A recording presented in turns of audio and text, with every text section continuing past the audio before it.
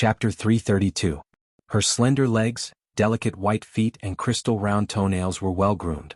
Her feet were almost flawless. The temptress was used to stepping on the smooth mahogany floor barefooted. Usually, no one would disturb her in the attic, so it was harmless for her to do so. However, her cheap disciple was a little fascinated by her. At the very least, Xianxia was currently staring at her jade-like feet. The temptress of 100 charms gently tugged at the red muslin that was trailing behind her thighs and silently covered her half-naked thighs. The red muslin also obscured her jade-like feet. What a beautiful and delicate pair of beautiful feet. They were born with them. Xianxia sighed in his heart. Usually, a woman with naturally flawless feet would be known as a beauty without looking at her face. On the other hand, if a woman had a beautiful face but mediocre feet, she would either look good with makeup or take good care of her body. Even worse, she would have gone for plastic surgery. True beauties usually had the same head and feet. A woman's appearance could be judged 90% by her feet. This was the experience he had gained from countless experiences in his previous life. With the red gauze blocked, Xianxia coughed and casually found a topic to cover up the awkwardness. He asked, "Master's wife, why did those people come? It can't be for no reason, right? China is the birthplace of the world of cultivation. Most of those cultivators who were scattered in other countries were expelled because they violated the common commandments. After a long time, they gradually became famous in other countries. In the past, there were some who thought that they had achieved great cultivation and came back to seek revenge and cause trouble. However, our China's cultivation world is full of hidden dragons and crouching tigers. How could we let them do as they pleased? They were either killed or driven back. However, this time I'm afraid they had planned it for a long time. Otherwise, cultivators from other countries wouldn't have come together." Speaking up to this point, the temptress asked, "Do you know why those people were expelled?" Xianxia shook his head and said, "I usually don't care about this and I've never heard anyone mention it. I don't know. The reason why they were banished was because they coveted the riches and splendor of the world and interfered excessively in the affairs of the secular world. The common commandment of the wuxia cultivation world is not to interfere in worldly affairs at will. However, most of those who have been expelled refuse to mend their ways despite repeated admonitions. They are still the same in foreign countries. Not only do they confuse mortals and tell them that they are myths, but they also use the pretense of recruiting believers. They say that they are preaching the law, but in fact, it is for their own enjoyment. But because they were in other countries, no one cared about them. Who would have thought that they'd become so powerful that they'd want to attack the Chinese cultivation world? So, they're here for revenge?" Xianxia asked. "It shouldn't be revenge. Those people who were banished have probably all died long ago. The practice of banishing people who violated the commandments was something that had happened a long time ago. In the past, those who were banished would always come back to cause trouble. So now, people who were found to have violated the commandments were usually killed. If the people who came this time were related to those people from before, they would only be their disciples and grand-disciples. The biggest possibility is that they will return to China to fight for resources," 100 Charm Beauty said. "What resources?" Xianxia asked curiously. He thought to himself, "If it's something good, I will also get my hands on it." China has a vast territory and a large population. For the cultivation sects, this is a resource. 100 Charm Beauty said, "Some people say that the Wuxia Empire has a treasure that was lost in the ancient times. They are here to find such a treasure." "A treasure from the ancient times? What is it?" Xianxia's eyes lit up again. He was very interested in treasures. "I'm not sure." 100 Charm Beauty shook her head and said, "I heard that it's a treasure that can make one a god. The ancient war broke out because of this treasure. It was too long ago and I'm afraid there are only a few people who know the details. Could it be the star pearl that Bai Changchun mentioned?" Xianxia thought to himself. The enchantress of 100 Charms frowned slightly and walked to the window with her bare feet. She looked a little worried. Xianxia never would have thought that this kind of woman would love her country to such a degree. It was rare for a woman to be like this, and he admired her from the bottom of his heart. His fantasies towards her lessened, and a sense of respect arose within him. He followed her to the window and comforted her. "Master's wife, don't worry. It's just a group of tribulation passing stage cultivators. You said that the cultivation world of our Wuxia Empire is full of hidden dragons and crouching tigers. They won't be able to cause any trouble. So, if it's just this, it won't be difficult to deal with them. The Fuxian Island and the 10,000 demons aren't weak either. I'm just afraid that they have more people. Now that both sides haven't made a move, let's wait and see what happens in the future." What about you? 100 Charm Beauty had a trace of worry on her face. When she turned around, it turned into a charming smile and asked, "Little fox, you've been elusive for a long time. What are you doing? Are you up to something again? Can you tell me a little?" When he got closer, the beauty's body fragrance made him take a deep breath. Xianxia pretended to be careless and took a few steps back. He chuckled and said, "It seems like Master's wife is prejudiced against me. I've always been honest and dutiful. What can I do? It's just that Master is watching me tightly and it's hard for me to come out and walk around." "Get lost. You're honest? Then there won't be any honest people in this world." 100 Charm Beauty suddenly said in surprise, "Why? You're still in contact with Guan Weiwu from the Fuxian Island. That means..." Master's wife misunderstood again. Xianxia waved his hand and interrupted, "Since the Fuxian Island expelled me from the sect, they wouldn't put me in their eyes. I have nothing to do with Guan Weiwu. Master's wife, please don't associate me with him in the future." At the mention of Guan Weiwu, his face turned ugly. Back then, when he was questioned, he really wanted that master to speak up for him. But in the face of his almost begging gaze, Guan Weiwu remained silent, and on the spot, his heart was almost completely broken, making him feel cold and sad.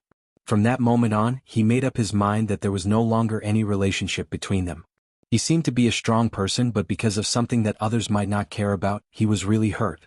Therefore he refused to associate him with Guan Weiwu. 100 Charm Beauty could see that he really couldn't have any relationship with Guan Weiwu. She chuckled and said, "It seems like I've said too much. But it's strange. Could it be that you've acknowledged a third master? What I'm doing is considered treason in the cultivation world, right?" He smiled non-committally, which could be considered as a disguised admission. The smile on 100 Charm Beauty's face twitched. Whether it was the righteous path or the demonic path, changing masters frequently was not something that was liked. No one could guarantee that they wouldn't accept disciples. Who would like their own disciples to acknowledge others as their master? Even if it was their own abandoned disciple. After a long period of time, everyone wouldn't have a good impression of such a person. In fact, everyone would despise such a person. Xianxia sneered and said, "Back then, someone in the Wu clan scolded me as the scum of the cultivation world. I think Master's wife also feels that my actions are shameful. But it doesn't matter. I am a thick-skinned person. If Master's wife doesn't like it, you can say whatever you want. This reputation is indeed not good. You can say it to me and I naturally won't mind. But I advise you to not mention your master in front of others. It won't be beneficial for you to walk in the cultivation world in the future. After all, you have offended some people. In the past, when you acknowledged a second master in the supporting immortal island, everyone didn't say anything out of consideration for the supporting immortal island. But now that you don't have the protection of the supporting immortal island, and you acknowledged a third master, it is inevitable that someone will make things difficult for you. Therefore, if you can avoid mentioning your master, try your best not to mention it." 100 Charm Beauty's words were from the bottom of her heart. "Some people that I have offended?" Xianxia let out a cold snort, and spoke with a prideful expression. "My master's cultivation is exceedingly profound and unfathomable. It wouldn't be an exaggeration to say that he is unrivaled in the world. Just based on them? They aren't even fit to carry my master's shoes, let alone know about an expert like my master." Such an arrogant tone instantly made the 100 Charm Beauty's eyes lit up. "Unrivaled in the world? Kid, you can't casually wear this hat. Are you bragging? There might be many experts in the world, but no one dares to say that they are unrivaled in the world. I don't dare to say that I have seen all the experts in the cultivation world, but I have at least heard of the famous ones.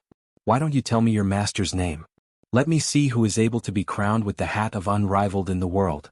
Since Xianxia had mentioned his master, he had a plan in his heart to reveal some information. Mainly, he wanted to ease her heart at this time. Secondly, he wanted to intimidate her and make her feel that he had a powerful background so that she wouldn't dare to act blindly without thinking. Otherwise, he was afraid that with her strong patriotism, she would contribute all her hidden forces to fight against foreign enemies at the slightest sign of trouble. Then how would he be able to grasp the situation of the cultivation world at any time? Moreover, this woman actually said words that revealed his background. This was clearly a threat. Didn't you want to use psychological methods to get information from me? Then let's see who is threatening who now. Chapter 333. Mistress, why do you have to know my master's name? Although my master has a high cultivation base, he is not well known in the cultivation world. Not many people know about him. Even if I told you, you would not have heard of him. There is really no need to tell me. Xianxia smiled faintly. In his heart he spat, Mistress doesn't know my master's name? What kind of logic is that? Why do I feel that saying this is so awkward? Damn it. He let old man by take advantage of him. He had 3 masters and a mistress. Talking about his master in front of his mistress was not a good match. The allure temptress glared at him and shouted, Little fox, cut the crap. No matter how high your cultivation base is, can it be higher than the final phase of the god's punishment? Even if your master is a reclusive master, I don't believe that he has never been in the cultivation world. If he is as powerful as you say, how could he be unknown? I've been in charge of a sect for many years. As long as it's an expert that's still alive in this world, I'll be able to tell you 1, 2, 3 of them. Mistress, can I not say it? Just pretend that I am talking nonsense. Xianxia acted like he was in a dilemma. Yo, are you making fun of Mistress? The allure temptress smiled and walked closer. She seemed to be up to no good. Smiling, she said, Little fox, today you have to tell me whether you want to or not. If you dare to lie to me, I will seal your cultivation and strip you naked. I will let the ladies of the 10,000 flower house keep you for 10 days to half a month and let you go after squeezing you dry. This mistress is so strong. Xianxia pushed his palms forward and said awkwardly, Master's wife, please wait. How could disciple dare to deceive master's wife? It's truly because my master hasn't met an opponent that can defeat him since 2,000 years ago. He wanted to be defeated, yet he couldn't. In his loneliness he lived in seclusion until now. Think about it, how would master's wife know about him? The temptress was stunned on the spot when she heard this. She blinked her eyes and said doubtfully, Little fox, are you talking nonsense? Are you confused by the ladies of Myriad Flower Brothel, or did I hear it wrong? Are you saying that your master has lived for more than 2,000 years? Masteress. Xianxia let out a long cry and said with a bitter smile, You didn't hear wrongly. My master is indeed more than 2,000 years old. Just like you said, there are many hidden dragons and crouching tigers in the cultivation world, but the so-called final stage of passing tribulation is really not a master. At least in the eyes of my master and the others, they are really not a master. More than 2,000 years old, more than 2,000 years old. What kind of cultivation can live for more than 2,000 years? Could it be the legendary soul formation stage? The muttering 100 charms beauty's body suddenly shook, and her pretty face became somewhat pale as she thought of that impossible possibility. She bit her lips and looked at Xianxia in bewilderment. Little fox, could it be that your master's cultivation has already reached the legendary soul formation stage? Xianxia solemnly cupped his fist and said, My master's cultivation has already reached the peak of the final stage of soul formation. For him, becoming an immortal is only a step away. His words were quite frightening. The allure temptress's alluring red lips were slightly open, and she was a bit dumbfounded. After a while she anxiously asked, You just mentioned your master and the others, could it be that there are more than one soul formation stage like your master? Xianxia nodded and said, Of course there are many, but at their cultivation level, almost all of them concentrate on cultivation and don't care about worldly affairs. That's why very few people in the cultivation world know about them. The expression on the allure temptress's face changed, and no one knew what she was thinking. After some thought she said, 2,000 years is not a short time, but it's not a long time either. With your master's cultivation level, he must not be a nobody 2,000 years ago. Why don't you tell me your master's name? Maybe I've seen your master's name in some ancient records. It's really not convenient to tell you my master's name, and besides... Xianxia shook his head and bitterly smiled. Besides, my master really didn't leave any big name in the cultivation world 2,000 years ago. He has always been rather low-key. Ah. The allure enchantress suddenly laughed. She pointed at Xianxia and scolded, You're really a little fox. I was almost fooled by you. Fortunately, I know that you're not telling the truth. You said that your master is invincible, and is at the soul formation stage, but you said he is at the peak of the soul formation stage. Even if what you said is true, you actually dare to say that there are many soul formation stage cultivators in this world? Do you think you can find a lot of soul formation stage cultivators in the market? You want to lie to me, but you don't even know how to prepare a draft. I asked you to tell me your master's name to test you, but you've always been secretive. Little fox, you really are not a good thing. Xianxia was completely speechless. He really couldn't understand. He had told a lot of lies, but some people believed him, but no one believed him when he told the truth. Who could he tell this to? I can't be too honest in the future. A smile gradually appeared on Xianxia's face, but it was the kind that looked at an idiot. He sneered and said, "In this world, the hearts of the people are higher than the sky. It's understandable that you don't want to be with ordinary people. Master's wife forced me, so I said it. Since you don't believe me, then forget it. Just pretend I never said it. But fortunately, a few people from a certain sect have seen it and know that I'm not lying." The allure beauty couldn't smile anymore and asked with a stiff expression, "Which sect have seen it?" Xianxia said indifferently, "Jianghu of supporting Immortal Island, together with 4 late-stage tribulation transcendence consecrators, as well as Dongfang Chang'ao and a group of elders, accidentally provoked a soul formation cultivator. In the end, they didn't even see the person's face, but they were all seriously injured by that person's divine sense. They were so scared that they fled in panic. Fortunately, that soul formation cultivator showed mercy. Otherwise, none of them would have been able to return to supporting Immortal Island alive. This matter isn't a secret among the upper echelons of supporting Immortal Island. Maybe the upper echelons of the top 3 sects also know some inside information, but they're just hiding it from the other sections. Is what you said true? The allure beauty cried out in surprise. Using divine sense to seriously injure 5 late-stage tribulation transcendence experts, this cultivation was a bit too terrifying. How could she not be shocked? With Master's ability to gather information, it shouldn't be difficult for you to investigate. He bowed and said, "Thank you, Master's wife, for informing me of the current situation in the cultivation world. Disciple still has important matters to attend to and will visit again in the future." He was about to leave. "Wait, I still have something to ask." The allure beauty stopped him and asked doubtfully, "This is something only the upper echelons of the top sects know about, how do you know?" She didn't know that when the incident happened, Xianxia was still on supporting Immortal Island. Xianxia smiled and said, "It's a coincidence, the person who injured them was my master. If Master has no other questions, Disciple will take his leave." "Your master? Wait." The allure beauty stopped him again in surprise and put on a charming smile. She said, "I don't dare to provoke a soul formation cultivator, but it's not easy to meet a soul formation disciple, so I naturally have to ask for some advice. I want to see what peerless skills you've learned from a soul formation cultivator." *CK. Xianxia raised his eyebrows. Did this woman want to fall out with him? Before he could say what he wanted to say, he saw the allure beauty's figure flash, and the room was filled with her. She was wrapped in red gauze and surrounded him in all kinds of positions. Chapter 334. The reason why the Enchanted Illusion Palace was called the Enchanted Illusion Palace was that there was a set of famous phantom great technique in the cultivation world. It was said that when cultivated to the extreme, it could transform into thousands of real bodies, making it difficult to distinguish the real from the fake. It was a very unique set of magic arts. And as the current palace master of the Enchanted Illusion Palace, the phantom great techniques cultivation was naturally not weak. Hee charming laughter echoed in every corner of the room. The pink phantom was everywhere, flirtatious, sweet and charming, disturbing people's ears and eyes, making people feel as if they were falling into a gentle land. Xianxia's eyes slightly narrowed. In his slender eyes, there was a sharp killing intent.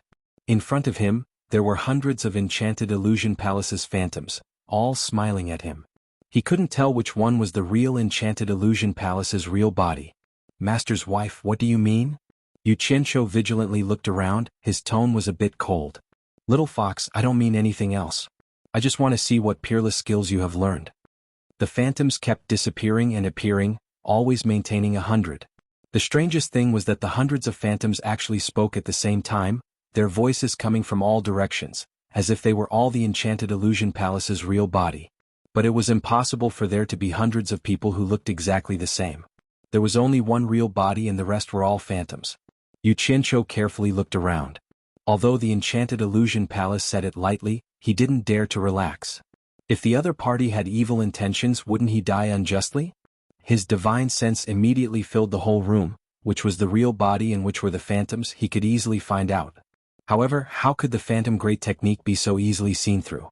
Under his divine sense, he found that every phantom could resist the detection of his divine sense, making it impossible to distinguish the real from the fake. The hundreds of charming phantoms giggled and said, "Little fox, do you really think my Enchanted Illusion Palace's phantom great technique is a street performance? You actually used divine sense to detect? This palace's layers of phantoms will not let you easily see through the real body without the same or higher cultivation as this palace." Xianxia sneered, I don't care how many phantoms you have, but I don't feel safe right now. Mistress, if you don't stop, don't blame me for being impolite. I'll burn down your 10,000 flower house. At that time, let's see if you can create illusions in the fire. The allure enchantress couldn't laugh anymore. Xianxia had become famous after the battle outside the 100 Flowers Valley, and he had relied on the world-famous star flame fire technique. Although she hadn't seen it with her own eyes, the news she had received had confirmed the terrifying power of the monstrous flames. Even the Deluo sect leader's son had been killed, and the sect's elder Zhu Xianxian had to retreat. One could imagine how fierce this little fox's fire technique was. This secluded loft was made of pure wood, so how could it withstand such a fierce flame? The inside of the room was suddenly dyed a cyan color. She saw Xianxia raise a finger, and there was a cyan flame the size of a candle dancing on it. However, it was this small flame that turned everything in the room a demonic cyan color. If you don't stop, it seems that mistress plans on rebuilding the 10,000 flower house. Xianxia sneered, and that cyan flame instantly burst out with a heart-palpitating temperature. The vermilion paint on the furniture quickly melted, and the entire room was immediately filled with the smell of burning wood. If the temperature was just a bit higher, the entire building would be turned into a sea of fire. Cyan-colored flame. The allure enchantress's pupils shrank. There was actually a cyan-colored flame in this world. Could it be some kind of demonic flame? She had previously received news that Xianxia's fire technique could release a demonic red flame with an extremely high temperature, but this flame was a demonic cyan color. Although the color was different, she could feel the terrifying power contained in that cyan flame. The 100 phantoms in the room quickly merged into one, and the allure enchantress appeared in front of Xianxia with a face full of anger. She pointed her finger and shouted, "Little fox, you're crazy. If this fire starts, wouldn't my 10,000 flower house be exposed to the entire capital? When that time comes, how would I be able to hide here?" Xianxia was startled. "Damn it. You're the one who wants to make a move, so do you think I'll just sit and wait for death?" He cursed in his heart, but he had already retracted that cyan flame into his body. It seemed that this woman really wanted to exchange pointers. The high temperature that was emitted in the room actually followed the cyan flame and entered Xianxia's body. The room instantly recovered its coolness. The enchantress of 100 charms looked around. Seeing that there was no damage, she suddenly shouted again, "Today this old lady must exchange pointers with you. If you dare to use fire spells again or damage a table or chair, this old lady will swallow you alive." As she said that, the phantoms rose again, and the allure enchantresses appeared from all directions. They all stretched out their claws. She no longer said anything and attacked without any politeness. Xianxia almost fainted. This bitch's cultivation was originally higher than mine. Since it was a spar, she still restricted me from using fire techniques. How could you say that? The other party had already made a move, so he didn't have much time to think. Xianxia put his palms together and patted his chest. A blue wave rushed out, bringing with it a dense cold air. Hundreds of ice thorns shot out from the blue wave in an instant, and met the hundreds of allure enchantress's claws. Damn it. Fortunately, I've cultivated water techniques. You won't let me use fire, but I'll use water. There was no need to mention how depressed Xianxia was. If it wasn't for the fact that he still had some use for this 10,000 flower house, with his temper, he would have burned it down long ago. At this moment he couldn't tell which was the real body of the allure enchantresses, so he simply released a group of ice thorns to deal with them together. What is this? The allure enchantress jumped in fright. The ice thorns were smashed into pieces by her claws. The hundreds of phantoms once again merged into one, revealing the real body. However, the ice thorns that were attacking the other phantoms whistled through the air. It seemed that they were going to tear the house down. The allure enchantress shouted, "Stop!" Before she could finish, the surging water rushed over and drowned her. A bubble protected the allure enchantress. It was her protective aura, otherwise she would have taken a good bath. The hundreds of ice thorns seemed to have a telepathic connection. Just as they were about to pierce the house, they all flew back and returned to the blue wave. Xianxia didn't want to tear down her house, so he naturally wouldn't cause any damage. Moreover, this mistress had already warned him. Since she wasn't really going to fall out with him, it was better not to provoke this shrew. In an instant, the whole room was filled with water. All the furniture that could float in the room floated slowly in the water. If one looked from the outside, one could see that not a single drop of water seeped out of the house. The windows were sealed by a pool of water and no water flowed out. The allure enchantress who was inside the protective aura was extremely astonished. She looked left and right at this room that had already become a world of water. She really couldn't imagine how a person's body could release so much water. Looking at the world outside the window through the water, it was crystal clear and had a unique flavor. She didn't know if it was clean to use for bathing. Usually when women saw water, their thoughts were different from men's. Women thought about whether it was clean and whether they could bathe. Only when they were really thirsty would they consider the problem of drinking. Men, on the other hand, would mostly consider whether it was clean and whether they could drink it. Of course, empress-like hypocrites probably had the same thoughts as women, and had nothing to do with whether they liked to be clean or not. The allure enchantress looked at Xianxia, who was leisurely and contented in the water. She said with love and hate, "Damn you! Is this a water spell? So not only do you cultivate fire spells, you also cultivate water spells. Could this be the ability that your soul formation master taught you?" Xianxia smiled non-committally. He didn't say yes nor did he say no. He slowly floated in the water. One of his hands was raised in front of his chest. His thumb pressed against the middle finger that was bent towards the center of his palm. He made a hand seal and a spherical space formed around him. Suddenly he shouted, "Seal." The whole house seemed to shake along with his shout. The floor and walls of the room made a light creaking sound. The water in the room instantly turned into ice. A block of ice the size of a room suddenly formed just like that. The room immediately became a crystal-like world. The allure enchantress was not in the mood to appreciate it. She retracted her protective aura and felt a dense cold air rushing towards her. She used her hand to touch the curved surface of the ice that trapped her. She was shocked and said, "What a domineering spell. It can actually freeze such a big block of ice in an instant." As she said this, she looked at Xianxia cautiously and shouted, "Little fox, what are you trying to do?" "Mistress, don't misunderstand. This small amount of ice naturally can't trap Mistress. It's just that Mistress is naturally afraid of heat and wears so little clothes for a long time. I specially came to help Mistress cool down for a while. Disciple still has some matters to attend to and can't stay for long. I will disturb you again in the future. Farewell." Xianxia bowed and said with a faint smile. He raised his hand and shot out a green fire dragon. A narrow ice path immediately opened up in the direction of the door. He stepped on the ice wall and his whole body slid out of the door. A black shadow flashed out of the room, did a few somersaults in the air, and landed steadily on the ground. Xianxia walked out of the room in a swaying manner. He could vaguely hear the voice of the enchantress of 100 Charms scolding him, "Little fox, come back here for me and help me melt this ice." He didn't have much time to waste with this mistress, so he turned a deaf ear to it. The allure enchantress released her divine sense and naturally discovered that Xianxia had walked far away. She was so angry that she gnashed her teeth. With her cultivation, this little bit of ice would not be able to trap her. She could completely shatter it and escape. However, the 10,000 flower pavilion was located in the bustling city of the capital. Such a big movement would definitely attract attention. Moreover, if she did that, the pavilion would be completely destroyed. Looks like this little fox had already calculated this beforehand. "Don't tell me that you can't wait to avoid me when you see me." The allure enchantress bit her red lips and a strand of red silk on her shoulder floated up. It rapidly struck the ice surface and in a short period of time, a 2 to 3 meter long passageway was created. The allure enchantress's figure flashed and she flew from this passageway to the passageway that Xianxia had created. She then bent her waist and flew out of the pavilion. The allure enchantress angrily looked around but she couldn't even see a shadow of Xianxia. She then looked at the frozen pavilion and was slightly stunned. She saw that on the roof of the pavilion, under the sunlight, there was actually a beautiful rainbow that just happened to envelop the pavilion. She couldn't take her eyes off it and the anger on her face turned into a gentleness that was unique to a woman.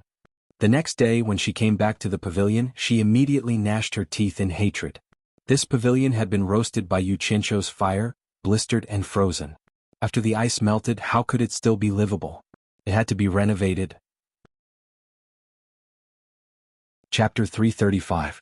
When he returned to the National Pillar General's residence, he saw Xiaotian waiting for him with a face full of joy. Xianxia looked back and saw passers-by passing by from time to time. He glared at Xiaotian and walked over to bow. "Third young master." Xiaotian came to his senses and knew that he didn't want to be ostentatious in a crowded place. He immediately acted like a young master and nodded. "Follow me." The two of them walked to the back garden. As they walked, Xiaotian asked softly, "Boss, I haven't seen you for a long time. Why didn't you tell me that you were coming? I only knew that you were here when I bumped into the two sisters-in-law." The cultivation world hasn't been peaceful recently and I've been busy. I'll be going on a long journey soon, so I came back to settle some miscellaneous matters. I don't know when I'll be back again, Xianxia said. Shi Xiaotian nodded. Mother heard that you're here and wanted to pay her a visit. There's no need. Send my regards to your mother. As they spoke, the two of them arrived at the back garden. Xianxia suddenly said, I'm going to your father's place soon. Ask your mother and the rest if there's anything they want me to tell your father. It's best if it's a letter so that it's easier to pass on. Don't worry about me. Go ask them now. I can't stay for too long. Got it. Shi Xiaotian turned and ran. Although he didn't know what his boss was busy with, he knew that it wasn't easy for his boss to come. Xianxia walked into the courtyard alone. When he thought about the cultivation world, he couldn't help but worry about the safety of the family. Shi Xiaotian's cultivation was only at the late stage of foundation establishment. The old team members sent to protect the family were also at the nascent soul stage. It wasn't a big problem usually, but it was hard to say now.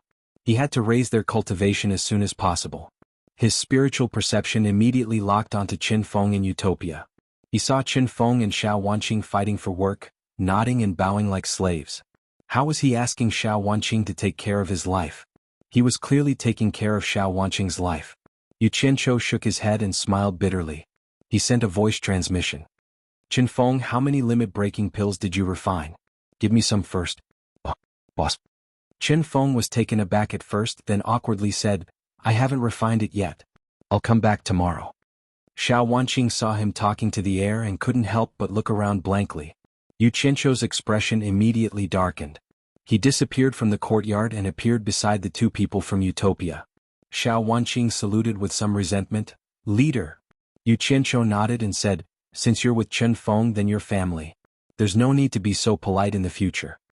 Hearing this, Qin Feng was quite satisfied and nodded repeatedly at Xuanhuan.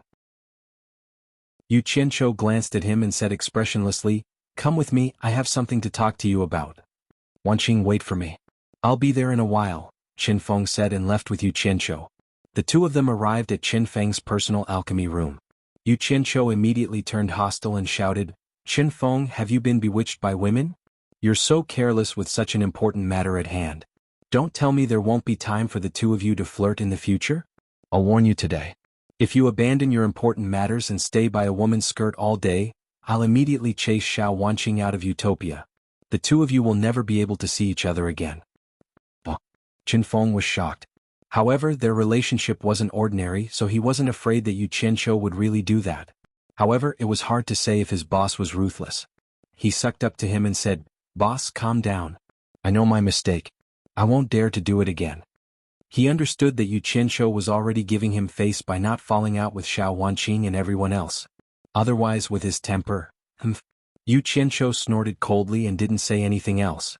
He walked to the medicine room at the side and took out a few sets of spirit herbs.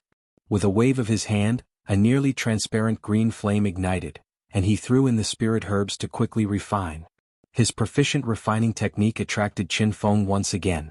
Not long after, a batch of white and 5 batches of purple limit-breaking pills were completed. Xianxia stored them in his storage bag. Looking at Qin Feng's disappointed expression, he shook his head and instantly disappeared. Take care, boss. Qin Feng chuckled and waved at the air. Then he exhaled and smiled bitterly. Boss had a lot of things to do. Not only did he have to gather a large number of spirit stones, he also had to run back to refine pills. He really managed his business well. Now that everyone was busy, it seemed like boss was right. He had really been bewitched by women. Qin Feng rubbed his forehead. After coming to his senses, he felt a little ashamed. He turned around and opened the lid of the pill furnace. When Xianxia returned to the back garden of the general's mansion, Shi Xiaotian was already waiting for him with a few letters in his hands.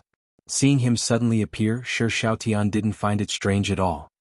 He handed the letters over with a smile and said, I heard that you came back very quickly. Other than mother, big brother and 2 sisters-in-law also wrote letters. There's also one for me. Sorry to trouble you, boss. Xianxia took the letters and threw them into his storage bag. He jokingly said, when did you become so polite with me? It's not like it's my personal matter. I'm just thanking you on behalf of my family. Shi Xiaotian smiled. Xianxia waved his hand and took out the white and purple limit-breaking pills. He placed them on the table and said, keep the white one for yourself. Give the purple one to the team members who are guarding the general's mansion and Ling Feng and the other two.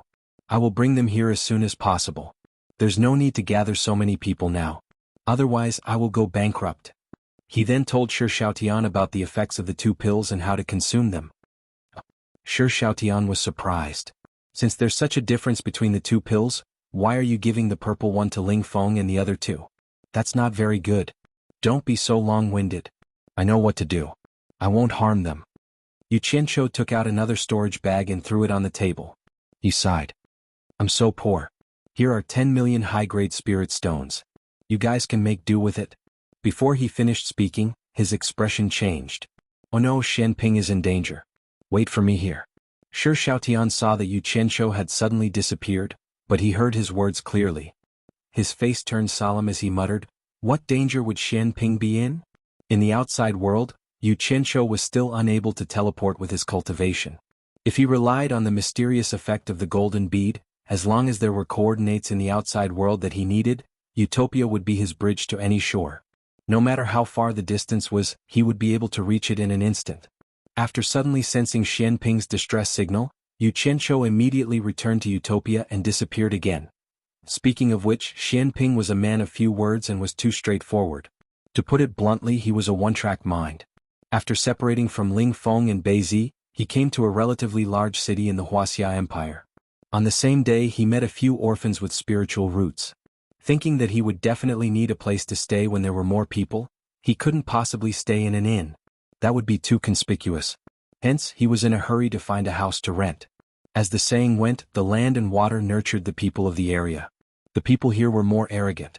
When they heard that Xianping did not have a local accent and saw that he was dressed extravagantly, they asked him, "You don't look like a local. Do you need a house urgently?" Xianping replied honestly, "I need it urgently." Hence, there was no problem with renting a house. The price was too high to say anything. Although Xianping was a little slow, he was not an idiot. After all, he had stayed in the capital for a long time and understood the price of goods. How could the rent of such a place be twice as high as in the capital? He discussed with them but to no avail, so he rejected them. In the end, he asked a few houses in a row and found that each house was blacker than the other. It was all because of the landlord at the beginning. The group of landlords worked together to rip him off. Hence, he returned to the first house. The landlord was happy and the price was 5 times higher than before. Xianping was furious and almost hit them. However, he was a little stubborn. Thinking of the rules of the cultivation world, he did not make a move in the end. If it was Ling Feng and Beizi, even if they did not do it openly, they would still teach him a lesson in secret. However, if it was the two of them, they would have just thrown money to rent the house right from the start. Shi Xiaotian had given them a lot of money. Why would a cultivator care about that little bit of money? Then there wouldn't have been anything else. Seeing that Xianping wanted to hit him, the landlord flew into a rage and scolded, "What? You're a foreigner and you want to hit me? I say you're dressed like a dog. Why are you pretending to be rich when you don't have money? You think it's too expensive? There's a rundown temple at the foot of the mountain in the south of the city. If you have the guts, go live there.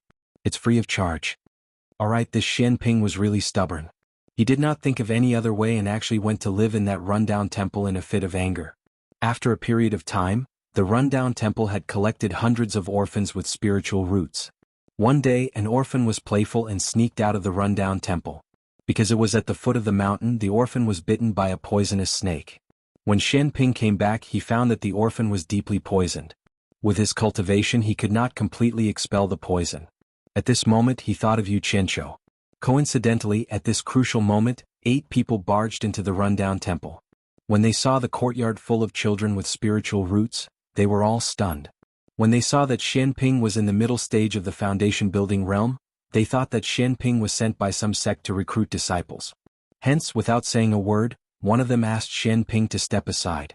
That person quickly and efficiently saved the child. Xianping was clumsy and did not know how to express his gratitude. He actually took out a handful of golden amber high-grade spirit stones from his storage bag and stuffed them into the hands of the other party to express his gratitude. This time, the eyes of the 8 people turned green. Their shifty eyes would glance at Xianping's storage bag from time to time. The consequences of being disloyal at the sight of wealth could be imagined. These 8 people were originally herb-gathering disciples of the Deluo sect. They were the kind of disciples that went around collecting spiritual herbs. After the 8 of them exchanged glances, one of them came out to curry favor with Xianping. He asked which sect Xianping was from and how many people came with him. Xianping, this silly goose, actually said that he was a non-sect itinerant cultivator and that he was alone outside. Although he said that, the 8 people did not believe him. Why would a non-sect itinerant cultivator collect so many children with spiritual roots? Moreover, he was so rich. After a few questions, Xianping saw that a few kind-hearted people who helped him did not believe him. In a moment of desperation, in order to prove himself, he actually said that he was an abandoned disciple of the supporting Immortal Island and that he only succeeded in the foundation-building realm by chance after leaving the island. He was not so stupid that he did not give up on Xianxia. The herb-gathering disciples of the Deluo sect looked at each other in dismay. They were still somewhat skeptical, but they could not resist the temptation of a large amount of spiritual stones. However, if they made a move here, they were afraid that Xianping's helpers would come. Therefore, they found an excuse to ask for his help and deceived Xianping into the deep mountains behind the temple. The result was naturally ferocious. Xianping's situation immediately became precarious. Among the 8 people, aside from 2 whose cultivation was lower than Xianping's, the others were all higher than him. Especially the leader, who was in the early stage of core formation. How could Xianping be a match for them? Fortunately, Xianxia was worried about the 3 people's safety and gave each of them a pile of talismans to protect themselves. Under the encirclement of the 8 people, Xianping used a bunch of random talismans to open a path and actually killed his way out of the encirclement and fled. However, his body was also riddled with wounds. At the critical moment, he was lucky that he knew to take out the silver ball that Xianxia had given him and send out a distress signal. However, he wasn't confident and didn't know if it would be of any use. There were core formation cultivators among the 8 people. In terms of speed, Xianping couldn't escape very far. After using up all the talismans he had, he was finally trapped in a valley. Xianping looked around and sadly discovered that Xianxia had not appeared in time. Just as he was about to fight to the death, he saw a servant in black clothes and a black hat suddenly appear on top of a nearby rock. Such a coquettish and familiar attire, who else could it be but Xianxia? Boss didn't lie to me, he really did come to save me. Xianping, who was riddled with wounds and dressed in rags, was so excited that tears almost flowed out. With a trembling voice, he loudly shouted, "Boss!" The 8 of them immediately noticed Xianxia, who was on top of the mountain rock. He was dressed like a servant, yet he had suddenly appeared in the remote mountains. It was too strange. The leading core formation cultivator shouted, "The Deluo sect is handling business. Unrelated people, get out of the way." He discovered that with his cultivation level, he couldn't see through the person's cultivation level and immediately panicked. Thus he used the name of the Deluo sect. The Deluo sect is handling business. Unrelated people, get out of the way? Xianxia snorted and jumped down from the rock with a sullen face. He walked toward the surrounded Xianping without the slightest scruple, laughing evilly as he said, "Deluo sect? What a great show of power. It seems that I and the Deluo sect have an inexplicable fate. I can't even pick a corner and run into them. What a goddamn coincidence." Chapter 336. From his words, he seemed to be an old acquaintance of the Deluo sect. The 8 hesitantly let him pass. In reality, since they couldn't see through his cultivation, none of them dared to stop him. Xianxia sized up Xianping, who was in rags and covered in wounds, and asked in a deep voice, "What exactly happened?" Xianping was relieved that his boss was here. He angrily glared at the 8 and told them everything that had happened. Xianxia's eyebrows rose higher and higher as he listened. He coldly looked at the 8 and suddenly snorted, "8 against 1? As expected of the Deluo sect's disciples. How could you do such a thing? You dared to provoke my people, humph. It's your bad luck to fall into my hands. None of you will escape today." The 8 were shocked. They couldn't see through this newcomer's cultivation and he spoke so arrogantly. He must be an expert. The core formation cultivator took a step forward and cupped his hands. "Senior, please calm down. From your words, you seem to have a deep relationship with our Deluo sect. I believe we mishandled this matter and caused a misunderstanding. I hope that Senior will give face to our Deluo sect and be magnanimous." The cultivation world didn't judge one's age based on one's appearance.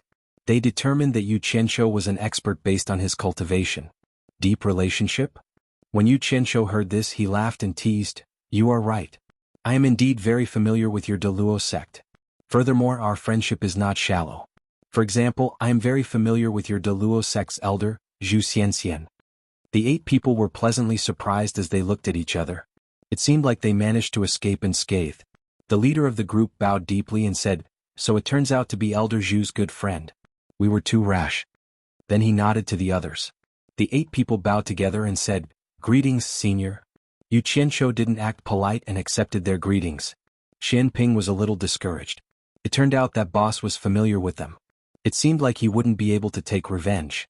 The core formation cultivator smiled and said, "Since senior is Elder Zhu's friend, could you tell me your name? I'll go back and report it. If Elder Zhu asks, it'll be easier for us to answer." He thought this matter was over and wanted to return to the sect. Yu Qianqiu shook his head and said, "It's better not to say my name. If your sect master finds out, he will definitely be furious." "Senior, why is that?" The core formation stage cultivator asked in confusion. Sigh. Yu Qianqiu let out a long sigh and said, "Back then I lost control of myself outside the 100 Flowers Valley and killed your sect leader's son Luo Xiaohan. I even killed a few De Luo sect disciples and scared Zhu Xianxian away. How could your sect leader not be furious when he found out my name?" Ah. The group of people turned pale with fright after hearing this. The core formation stage cultivator pointed at him and stammered, You're Yu Qianqiu?" Yu Qianqiu raised an eyebrow and dusted the crooked hat on his head. He sneered and said, "That's right, I am Yu Qianqiu. I didn't expect you to know me. It seems like my name is quite famous in your De Luo sect." With his confirmation, all 8 of them subconsciously took a step back with pale faces. How could the name Yu Qianqiu not be famous in De Luo sect? Ever since he beat up Luo Xiaohan at the Wu clan, everyone in the Daluo sect had heard of his name. Afterward, he became even more infamous outside the 100 Flower Valley. He killed Luo Xiaohan and all the disciples, and even the sect elder Zhu Xianxian had to avoid him. As a result, the Luo sect became the laughingstock of the entire cultivation world. A humiliation in exchange for Yu Qianqiu's reputation. In a fit of rage, the sect master ordered his disciples to search for this person. Unfortunately, Yu Qianqiu's whereabouts were elusive. Almost no one had ever seen him. Everyone thought that he was afraid of the De Luo sect's revenge and had hidden away in some corner of the sect. Now that the cultivation world had undergone a great upheaval, the Daluo sect had put away their thoughts and had almost forgotten about this person. Who would have thought that they would run into this malefic star here? This guy could even scare away a tribulation-passing stage elder, so how could they, with their mere cultivation, stand a chance against him? Xian Ping, who was covered in wounds, couldn't help but laugh. He thought to himself, "I thought I wouldn't be able to get my revenge. Boss is so funny. He's obviously the enemy, but he's still trying to be friends." Xian Ping naturally knew of De Luo sect's status in the cultivation world. Now that he saw De Luo sect's disciples scared of their boss, he felt proud. He didn't follow the wrong person. "Yu Qianqiu, don't be so insolent. Hiding in the wilderness and bullying us little disciples is nothing. If you have the ability, come to my De Luo sect." The core formation stage cultivator knew that today was not going to be a good day, so his tone became tough. Yu Qianqiu sneered. "Thank you for your warm invitation. Don't worry. Even if De Luo sect doesn't come looking for me, I will. When I come looking for your De Luo sect, it will be the day that De Luo sect's name is erased from the cultivation world." Xian Ping. He turned around and shouted, "Revenge. Whoever hurt you, beat them up. Don't let a single one of them go. My people aren't that easy to bully. They're a bunch of blind bastards." Xian Ping was a dull person, but people like him always hated evil. Wiping the blood from the corner of his mouth with his tattered sleeves, he raised his sword and rushed towards a person without hesitation. The heaviest sword wound on his back was caused by this person's flying sword. With his boss backing him up, he naturally had to get revenge. The man fearfully glanced at his fellow disciples to his left and right. Suddenly he threw away his flying sword, jumped onto it and turned around to flee. "You're running to the sky." Yu Qianqiu snorted and pointed his finger. A glistening water dragon shot out from his finger and quickly chased after the man. Water? Everyone, including those from De Luo sect, was stunned. They had never seen a spell like this. Before the man could get far, the water dragon wrapped around him and he struggled. The water dragon gradually shrank, and the man's body gradually expanded. His stomach in particular was unbelievably big. The man looked like he was in pain. He opened his mouth as if he wanted to call for help, but the water dragon wrapped around him sucked in a lot of water. With a bang, the man exploded. Blood rained down from the sky, along with broken skin and broken limbs. A skinless head fell in front of everyone. This kind of death was a ghastly sight to the group of people, and they were extremely terrified. Xianxia waved his hand, and the scattered water reformed into a water dragon and flew back. However, it was dyed red with blood. Xianxia frowned. "You ruined my nest of good water." He formed a seal with his fingers, and the blood instantly turned into dozens of cold red icicles. They covered the sky and glared at the people below. "Whoever dares to run will end up like this. My people are not to be trifled with. Behave yourselves and wait to be slaughtered." Xianxia scanned the crowd and said coldly. Xianping looked at the red icicles in the sky. With the help of his boss, he immediately became spirited. The flying sword in his hand quickly shot towards a person who was in a daze. That person didn't even have the time to react. He didn't even have the time to scream before his head was sent flying by a fountain of blood. His eyes were wide open in the air as he died with grievances. Since they were going to die either way, why would they wait to be slaughtered? The core formation cultivator shouted, "Split up and run. Those who can escape with their lives, hurry back to the sect and let them avenge us."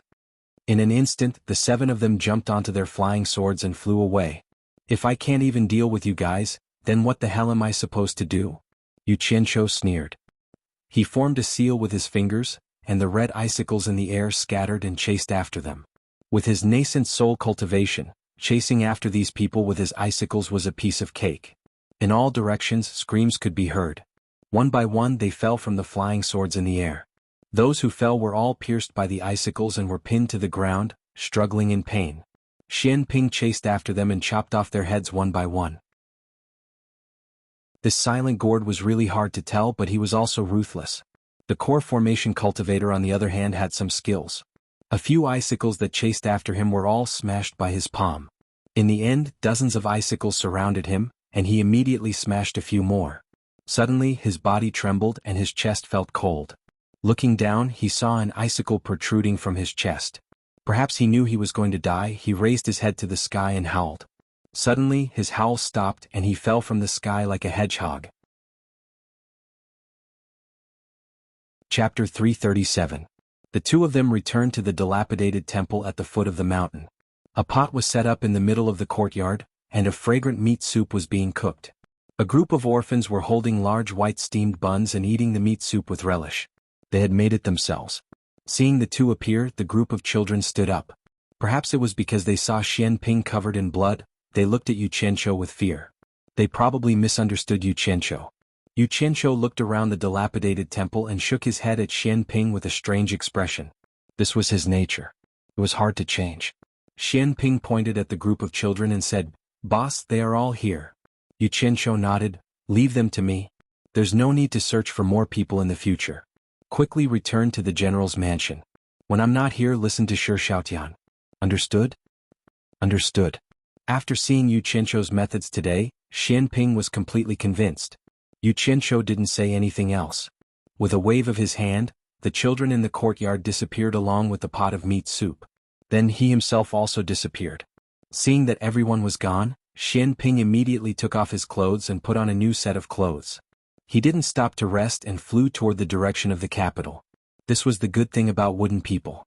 They were stubborn. The moment Xianxia gave them a command, they immediately carried it out. Xianxia didn't stop to look for Ling Feng and Beizi.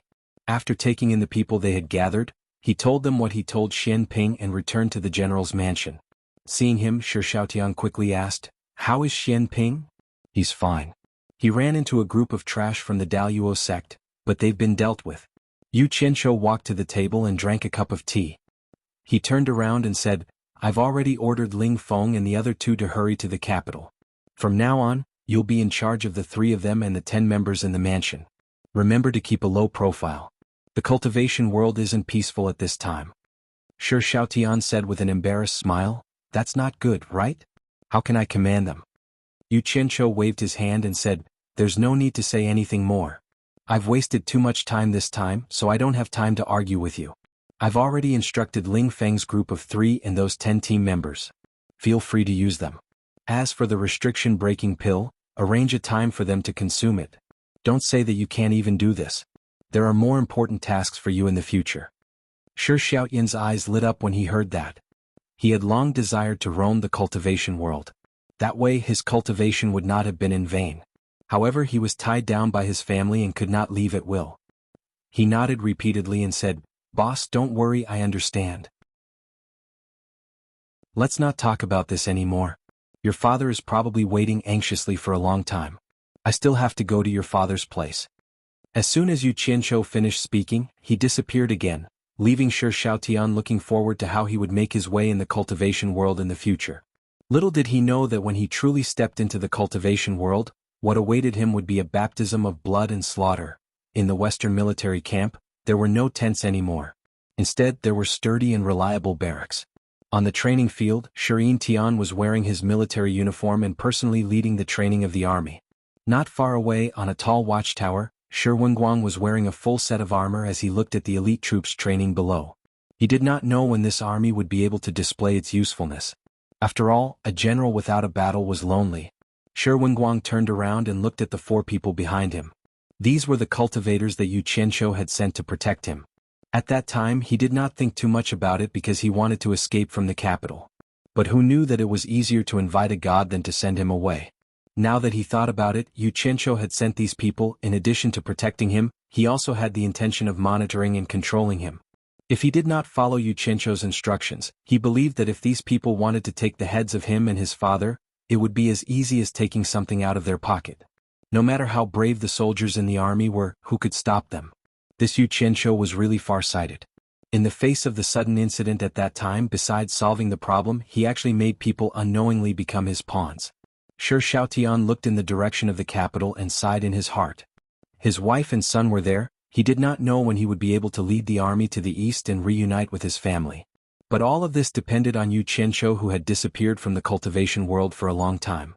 He would occasionally come in contact with some rogue cultivators. He had heard of Yu Qianzhou's big actions in the cultivation world. However, he hadn't heard any news about him for a long time. He didn't know where he had gone. "Chief!" Shi Wenguang suddenly heard a shout behind him. It took him a long time to react. He turned around and saw that it was Yu Qianzhou who he had been thinking about. Yu Qianzhou smiled and said, "General, what are you thinking about? Why are you so lost in thought?" Shi Wenguang did not answer. He cupped his fists and said, "So it's Mr." Taking this opportunity, Shi Xiaotian took a look at Yu Qianzhou, who was still dressed like a servant of his family. He did not know whether to laugh or cry. This guy was obviously a strong person, but he always appeared in front of him with a cowardly look. As the two of them spoke, they leaned on the wooden railing of the sentry tower. As far as their eyes could see, there were no clouds in the blue sky, and the sun was shining brightly. On the vast land, thousands of soldiers and horses were moving in an orderly manner. It was a magnificent sight.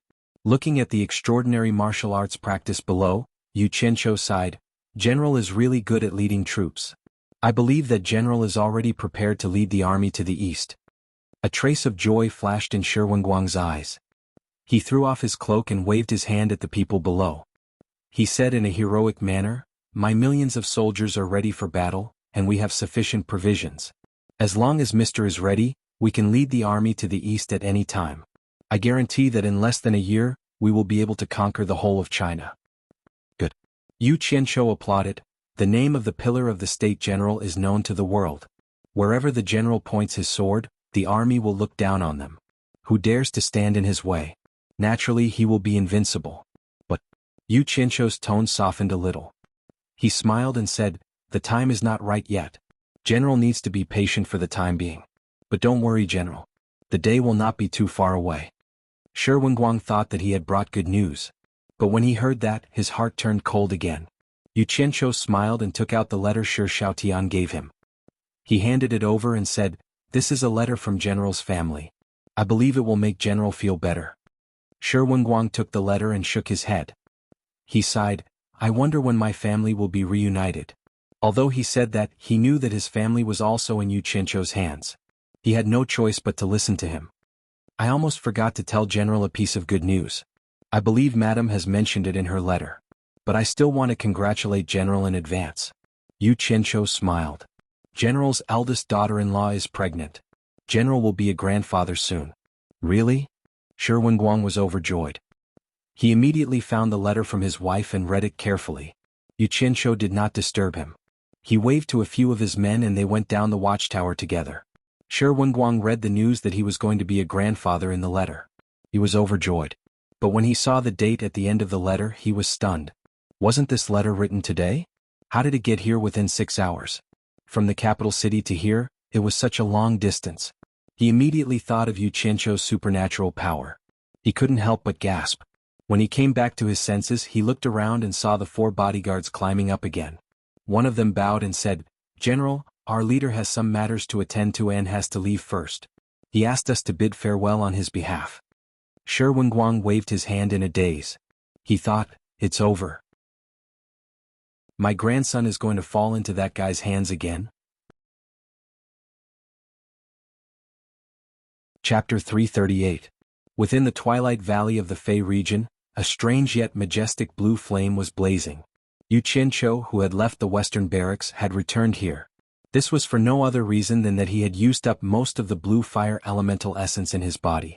He needed to replenish it so that he could defend himself if something unexpected happened. Looking up at the azure flames, Xianxia walked up to them. Stretching out his palm, he circulated the star flame fire art, and dense azure fire elemental energy flowed into his hand. As he was happily absorbing, an angry roar suddenly rang out in his mind, "Fire thief, it's you again." Startled, Xianxia looked down into the eye of fire. This voice seemed to belong to the Fey child underground who was not afraid of fire. In his daze, a force cut off his absorption of the fire elemental energy.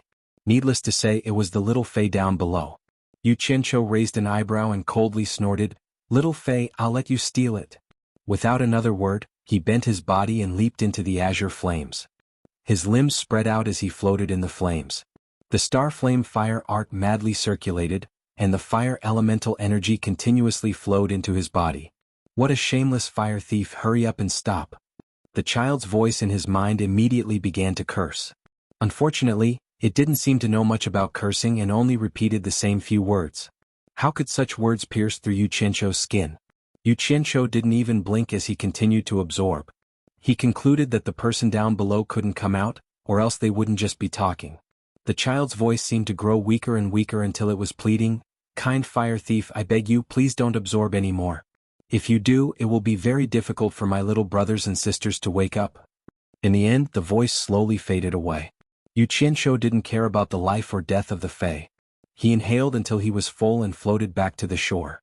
As soon as he withdrew the fire art, 2 azure flames flickered in his eyes. His entire body was filled with vigor, and he stretched comfortably before suddenly disappearing from the spot. When Xiaoqin reappeared, he was already at the sea 50 kilometers away from the fiendish ghost domain. He looked around but did not find anything strange. The long sword on Xianxia's back popped out. He jumped onto the flying sword and flew out from the craggy rocks towards the southern sea purple bamboo forest. He did not know what Bai Changchun wanted him to do and how long it would take. Therefore he took the risk of delaying some time and went back to deal with his personal affairs first. Otherwise he would never be able to calm down. The vast South Sea was boundless.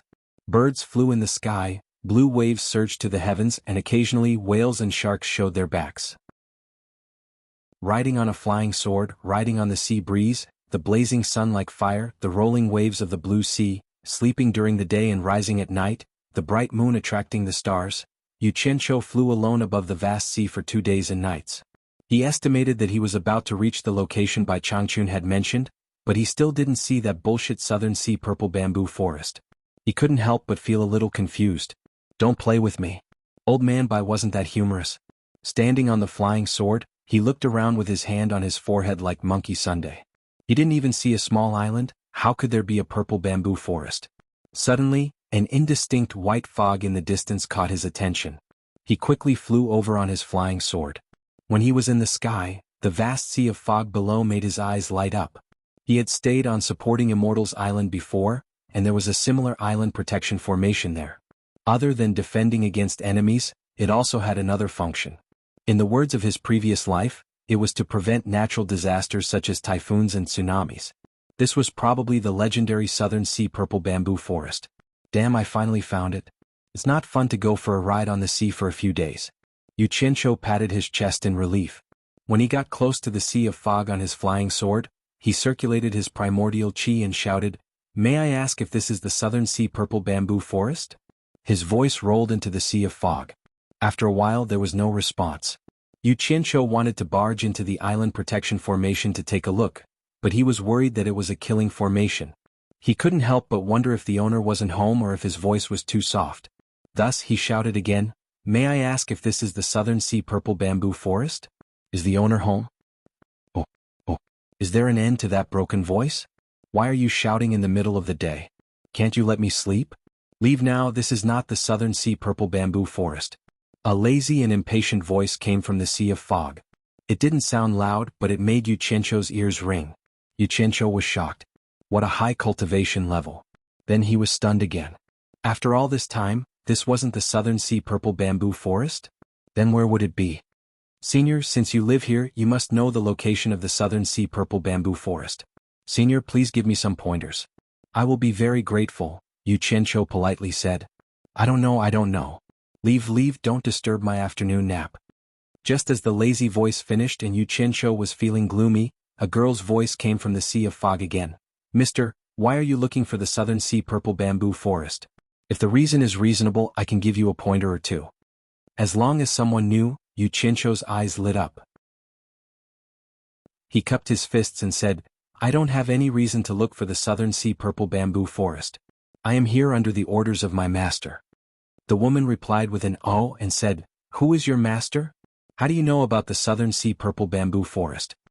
Hearing this, normal people didn't know about this place. Xianxia replied, My master's surname is Bai. He lives in the demon region Xuanhuan Island. The girl's clear and melodious voice exclaimed, Your senior Bai's disciple? What? Elder Bai took in a disciple? The lazy voice immediately became spirited and said, let him in. I want to see what kind of person can make Elder Bai take a liking to him. As soon as the voice finished, the sea of fog churned and a passage was quickly opened up in front of Xianxia. The girl said, I didn't know you are Elder Bai's disciple. Please don't take it to heart. Please come in. It seemed like these two were very familiar with Bai Changchun. Were they enemies or friends? After hesitating for a while, Xianxia still flew in carefully along the passage. After all, if he wanted to know where the Southern Sea Purple Bamboo Forest was, he had to ask these two people. After passing through the passage, the surrounding sea of fog disappeared. It was really similar to the island's protective formation. From the outside it looked hazy, but from the inside there was nothing blocking it. Xianxia put away his flying sword and landed on the ground. A girl in purple was already waiting at the side. Xianxia only took a glance and was immediately attracted. Her beautiful hair was unrestrained, and her face was beautiful, quiet, and dignified. She had a pair of big eyes that were filled with intelligence, and her skin was fair. Coupled with her purple dress, she seemed to have an extraordinary temperament. A simple purple ribbon was tied around her waist, outlining her graceful figure.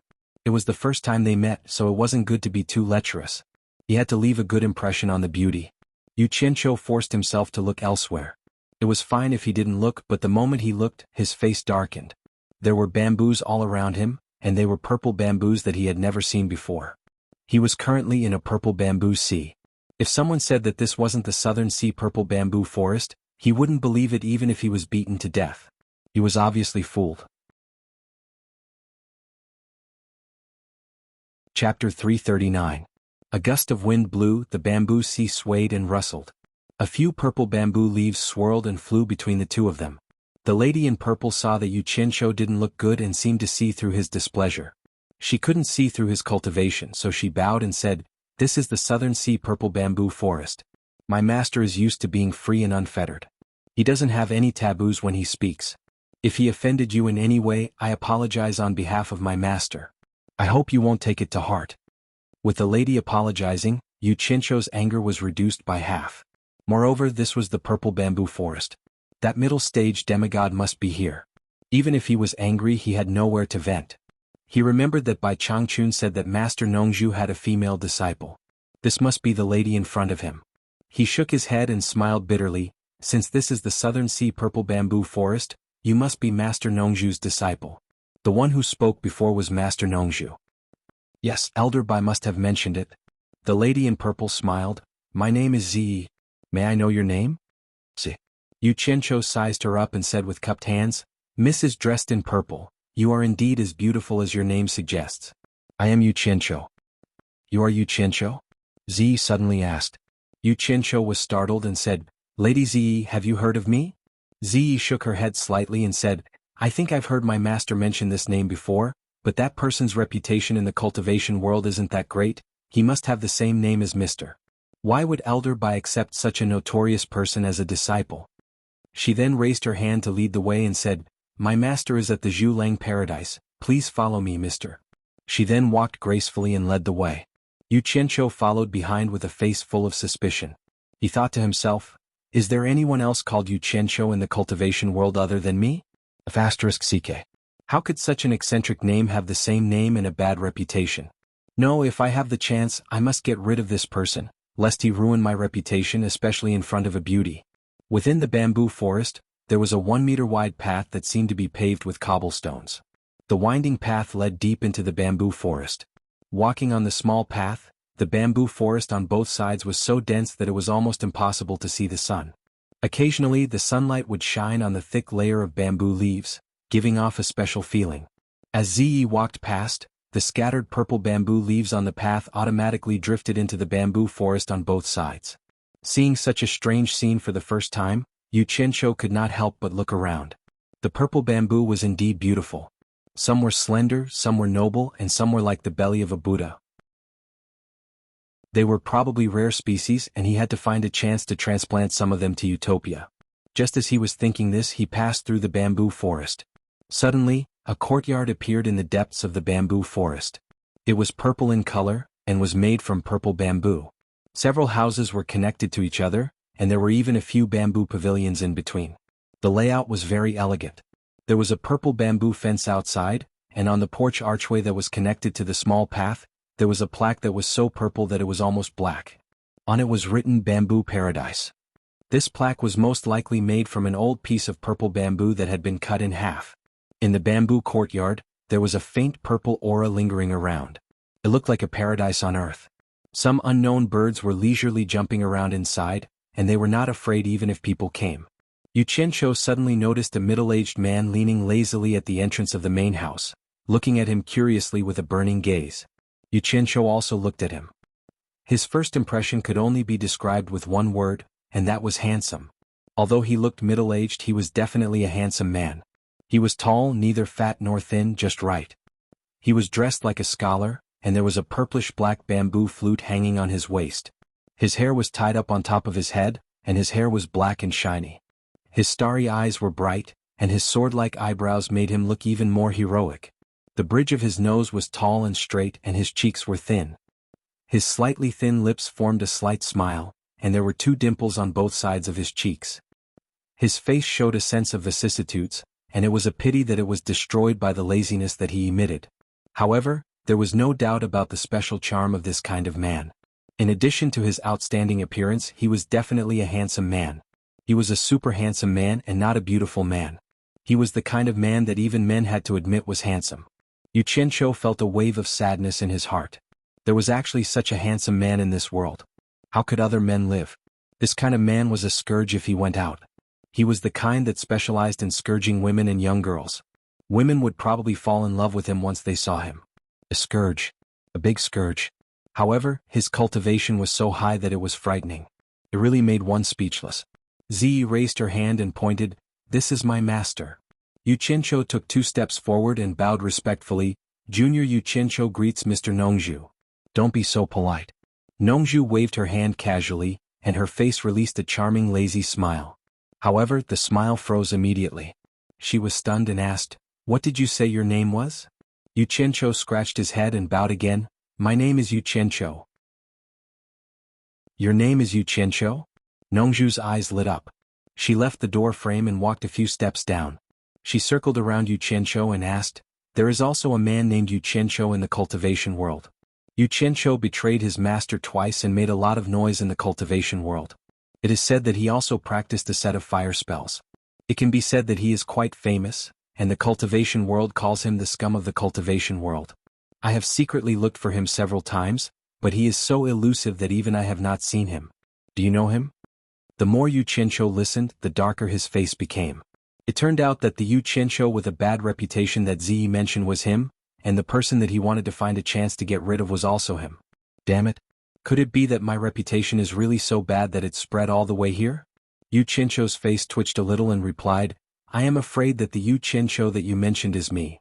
You are Yu Qianqiu? Ziyi shouted in surprise. When she looked at Yu Qianqiu again, the expression on her face seemed to be a little disdainful. Yu Qianqiu was speechless. It seemed that he had repeated his name several times. Why did it sound a little strange? Doesn't look like it. Nongzhu shook her head and looked at him carefully. She said, You don't look like the legendary scum of the cultivation world. What's more, Old Bai is used to being serious. It is impossible for him to accept the Yu Qianqiu as his disciple. What evidence do you have to prove that you are Yu Qianqiu? Yu Qianqiu's neck thickened. Then he became discouraged and said dejectedly, I don't know how to prove it. Is it that important whether I am Yu Qianqiu or not? Of course it is important.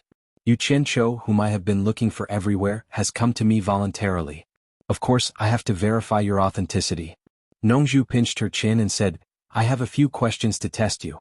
If you pass, you can prove that you are Yu Qianqiu. Yu Qianqiu felt dizzy. How could he meet such a person? He looked like a decent person. Was there something wrong with his brain? He wanted to find a place to bang his head against the wall. Nongzhu said seriously, Let me ask you, which teacher is Old Man Bai? The third, Yu Qianqiu replied weakly. Ziyi frowned, and her gaze towards Yu Qianqiu was filled with disgust. Yes, that's the right answer.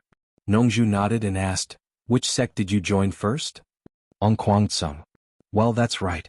Which sect did you join second? Fuxin Island. Well, not bad. After you joined the second sect, did you do anything wrong to the first sect? No. Well, that's not right. Didn't you kill the grandson of the first sect leader? I did. You didn't kill the grandson of the first sect leader? I did. That's right. The first sect leader was also killed by you, right? It said that there were a bunch of other sect members. I did. TSK. He abandoned his own sect to join another sect, and then turned around and killed his former fellow sect members. He even killed the previous sect leader. Don't tell me that doing this is not letting down his original sect? Yu Qianqiu was speechless. It was An Quangsung who did wrong to him first. He never felt that there was anything wrong with what he did. But when this guy asked him, even he felt that he had done something disgraceful, let alone in the eyes of others. Forget it. I don't have anything in common with this psychopath, and there's no need to explain. He shook his head and said, No. Ziyi frowned again. She didn't even look at Yu Qianqiu. Nongzhu's eyes lit up. He nodded and said, Now I believe that you are the scum of the cultivation world. The truth is right in front of you, but you still dare to lie. You are indeed the scum of the cultivation world. Wait a minute. He suddenly asked in confusion, Didn't you tell Old Bai about what you did? Otherwise, how could he accept you as a disciple? Yu Qianqiu wanted to catch this guy and beat him up. But if he did, he would definitely be beaten up. So he gritted his teeth and said, I have told my master about all these things. I didn't hide it from him. That's strange. Did Old Bai change his mind? Nongzhu asked curiously. He thought for a while and shook his head. He probably didn't understand. Then he said, I heard that you have practiced a powerful fire spell. Can you show it to me? It's the best way to prove that you are Yu Qianqiu. Yu Qianqiu couldn't stand it anymore. Even if his cultivation was high, he didn't have to torture him like this. He took a deep breath and said word by word in a deep voice, Mr. Nongzhu, what do you want? Did I offend you in some way? Ziyi snorted, This is not Shuntian Island. No one will be polite to you. Show it to me. Don't make yourself unhappy. It's okay. Ziyi, don't talk nonsense. Nongzhu tried to smooth things over. Yu Qianqiu, I don't mean anything. I just heard that you used the fire spell when you were in the core bearing stage and scared away a cultivator in the crossing calamity stage. I'm really curious. I want to see what's so special about your fire spell. I really don't mean anything else. Why don't you show it to me? He had to lower his head when he was under someone else's roof. Yu Qianqiu's face turned livid. He said indifferently, Yes, sir. As soon as he finished speaking, he emitted a wang sound, and his entire body emitted a green flame, dyeing the surroundings into a green color. Chapter 340. The sudden appearance of the green light immediately frightened the birds in the courtyard and caused them to scatter in all directions. Yu Qianqiu silently stood in the middle of the fire with his sword behind his back, allowing the green flames around him to wantonly spew out. He himself was like the source of the burning fire, like a dream or an illusion. This scene seemed a bit unreal. Nongzhu and Ziyi were shocked at first, but then they realized something was wrong. The fire on Yu Qianqiu looked strange and fierce, but they could not feel any warmth. After a moment of silence, Ziyi said coldly, "What overbearing fire spell? It looks weak. I think it's just an illusion." Yu Qianqiu turned his head slowly, and his emotionless eyes met Ziyi's. Ziyi's heart skipped a beat. His eyes were so cold. She didn't know that Yu Qianqiu felt that he had been humiliated time and time again, and that he had already reached the critical point of exploding.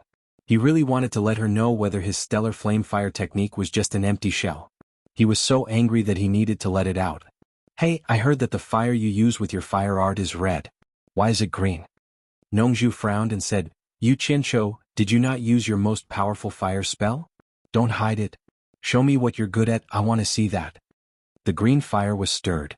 Yu Qianqiu said slowly, "It's not that I want to hide it, but I'm afraid that if I use it, your purple bamboo forest will be destroyed." Nongzhu looked around the purple bamboo forest and then looked at Yu Qianqiu seriously. She suddenly said strangely, "Hee. Strange, I can't see through your cultivation. You can't be more powerful than me, can you?" "You just noticed it now." Ziyi snorted, "His cultivation can't be higher than Master's." "Master, I was right. He's good at using illusion." "Ziyi, don't talk nonsense. The world is big and there are many extraordinary people. Old Man Bai is proud and arrogant, and his cultivation base is even higher. There must be a reason why he chose him." After reprimanding her disciple, Nongzhu smiled at Yu Qianqiu and said, "As long as I'm here, I can protect this purple bamboo forest. Yu Qianqiu, don't worry about using your fire spell. I really want to see it." As a cultivator at the middle stage of Huashan, her words were full of confidence. Yu Qianqiu nodded his head slightly, indicating that he would obey the order. He thought to himself, "I must burn this entire purple bamboo forest today, or else I will never be able to vent my anger." Seeing that Yu Qianqiu agreed, Nongzhu's eyes brightened. She retreated with Ziyi and watched Yu Qianqiu's actions. Yu Qianqiu didn't do much. He simply clenched his fists, his knuckles cracking, and he exhaled. However, the azure flames on the surface of his body began to fluctuate restlessly. A wave of scorching heat suddenly spread out. Yu Qianqiu did not say anything and rapidly pushed the temperature to the highest. Today he vowed to let this master and disciple know how powerful he was. Starting from his feet, the ground was scorched black, and it continued to expand. The sudden appearance and rapid change of the temperature caused Nongzhu's pupils to constrict. As if remembering something, she exclaimed, "Twilight Valley's blue flame, it's blue flame. No, it's even more tyrannical than the blue flame." It seemed that he also knew about the demon ghost realm's blue flame. The moment such tyrannical heat appeared, the first to bear the brunt of it were naturally Nongzhu and Ziyi. Ziyi quickly circulated her energy to resist, and a ring of light rapidly formed around her. This was her stellar energy barrier. Normally, for a stellar energy barrier to appear in the form of a ring of light signified that the person's cultivation had reached the final stages of the tribulation. However, the blue flame's heat was far too tyrannical, and Yu Qianqiu was deliberately giving them a hard time. One could easily imagine just how terrifying the temperature was. Ziyi's serene face revealed an expression of fear. Her stellar energy barrier wavered as if it was about to be destroyed by the invisible heat, but she continued to use all her cultivation and clench her teeth to resist. Nongzhu immediately realized that something was wrong with her disciple and harshly yelled, "Ziyi, quickly retreat. This flame is not something you can endure with your cultivation." Ziyi glanced at Yu Qianqiu with a complicated expression. Biting her lips, she obeyed her master's orders and teleported far away into the purple bamboo forest. All of this happened in the blink of an eye. "Brat, it seems that you really do want to burn down my purple bamboo forest. Fine, let me have a taste of your star flame fire art." Nongzhu said in high spirits, and her face was full of excitement. It seemed that she was the kind of person who had been lonely for a long time and was looking for a fight. However, it seemed a little too much for a middle stage of Huashan realm cultivator to fight an early stage of Yuanying realm cultivator. The purple-black flute on Nongzhu's waist appeared in her hand. She held it horizontally to her lips, and her slender fingers quickly flicked and pressed down, creating a series of finger shadows. Dee-lee-lee. The clear sound of the flute was like the sound of nature. Just listening to the sound, it seemed to be refreshing. The blue flame on Yu Qianqiu's body fluctuated along with the sound of the flute, but with a cold hum, the fire of the blue flame suddenly increased. The spreading blackness on the ground bypassed Nongzhu and quickly attacked the surrounding buildings. Just now he used the high temperature to force Ziyi to retreat, but the high temperature that he controlled could not get close to Nongzhu. Therefore he controlled the strong heat to attack the surroundings and no longer fought against Nongzhu. He wanted to see how Nongzhu could protect the purple bamboo forest. Nongzhu, who was playing the flute, showed a faint smile on her face. The sound of the flute suddenly changed and became melodious. Yu Qianqiu, who was surrounded by the blue flame, slightly squinted his eyes. He saw that the sound of the flute in Nongzhu's hand actually spread out in a kind of almost tangible sound wave. It could be seen with the naked eye, and quickly formed a transparent ball in a certain range, blocking the invasion of the high temperature to the buildings and wrapping the two people in it. Yu Qianqiu tried his best to drive the flute, but the strong heat that used to be invincible in the past could not break the sound barrier. Don't steam the steamed buns, fight for your dignity. Yu Qianqiu clenched his fists and made a cracking sound. He straightened his chest and waved his arms, saying, "Ah!" Boom! The blue flame suddenly burst out. He no longer fought against Nongzhu with the high temperature, but wanted to directly break the sound barrier with the fierce blue flame. In an instant, the transparent ball formed by the sound barrier was suddenly filled with the blue flame. Looking from the outside, it was like a blue ball with a diameter of dozens of meters emitting blue light. Ziyi, who was in the purple bamboo forest, witnessed all of this and her beautiful face turned pale. The high temperature just now still made her feel a lingering fear. If she was engulfed by this fierce green flame, she really didn't know if she would be able to endure it. In fact, her concern was unnecessary. If she really fought with Yu Qianqiu's cultivation, it would be very difficult for him to hurt her, no matter how strong the blue flame was. She couldn't just stand there and let Yu Qianqiu burn her with fire. The strong blue flame could not break the sound barrier. On the contrary, Nongzhu was still playing the flute with a smile on her face. When the flame was 1 meter away from him, it was difficult for it to move an inch. Yu Qianqiu knew that he was already giving it his all. He couldn't help but bitterly smile in his heart. This soul formation cultivator was truly extraordinary. Just a simple flute and he couldn't do anything about it. If the other party were to retaliate, Nongzhu really started to fight back. The sound of the flute suddenly became rapid, and Yu Qianqiu immediately felt a strong pressure coming from all directions. The sound barrier ball wrapped in the blue flame was shrinking slowly. It seemed that Nongzhu was going to send the blue flame back to where it came from. Yu Qianqiu wanted to fight back, but he immediately felt that the blood in his body was swelling, and his ears were buzzing. The blood in his chest seemed to be about to spurt out from his throat. His eyes were red and had a tendency to bulge out. He knew that with his cultivation he couldn't fight back at all. It was time to stop or he would be seriously injured even if he didn't die. In a second, the released strong blue flame was quickly sucked back into his body. Chapter 341. After the blue flame faded, the transparent sound barrier disappeared. Nongzhu stopped playing the flute and looked at Yu Qianqiu meaningfully. She smiled and said nothing. She held the purple and black flute in her right hand and twirled it between her slender fingers dexterously.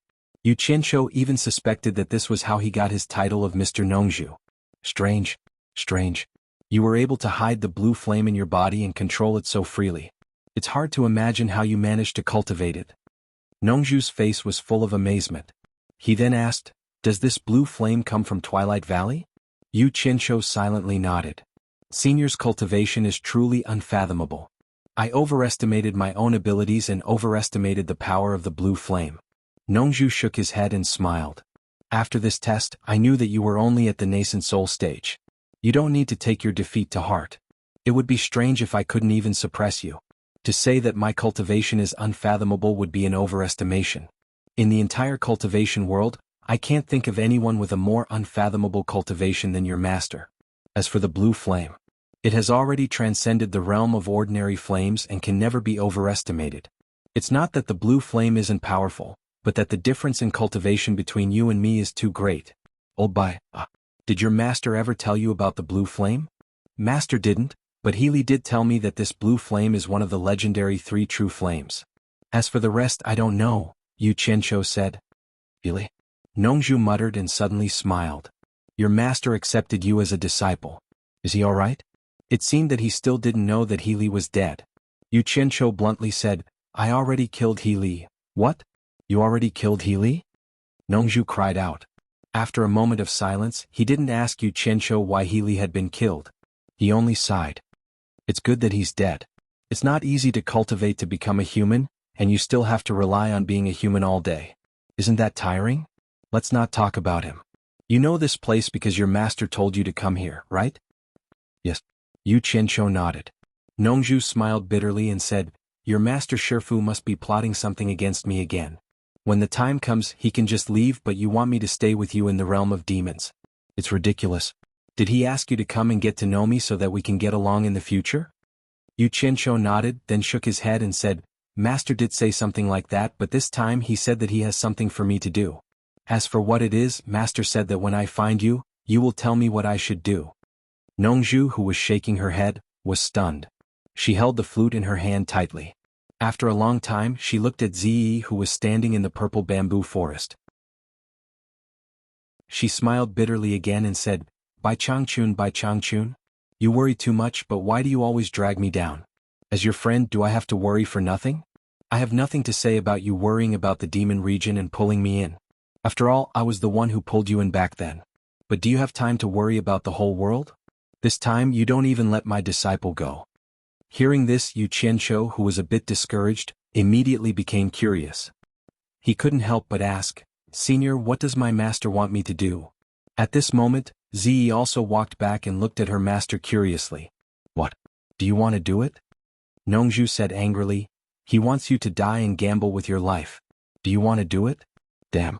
Only people with mental problems would do it. Yu Qianqiu subconsciously shrank his head and said with a smile, Senior, you must be joking. How could my master send me to die? Impossible? Nongzhu sneered and said, Then why didn't your master tell you what to do in person, but asked you to ask me? I think he was too embarrassed to tell you. Let me ask you, do you know that your master is going to the East Holy Land? Yes. Healy said that master's lifespan was running out, and he couldn't wait until the next opening day of the Heaven and Earth formation, so master is basically going to go this time. Did your master tell you about the star bead? He did. He said that it was a treasure that even the immortals in the upper world coveted. The owner of it could become a god, and the ancient war started because of it.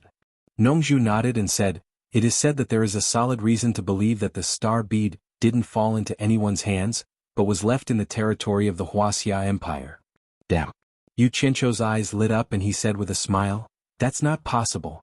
If such a precious treasure was really left in the territory of Wuxia, it would have fallen into the hands of some big sects or masters in the cultivation world.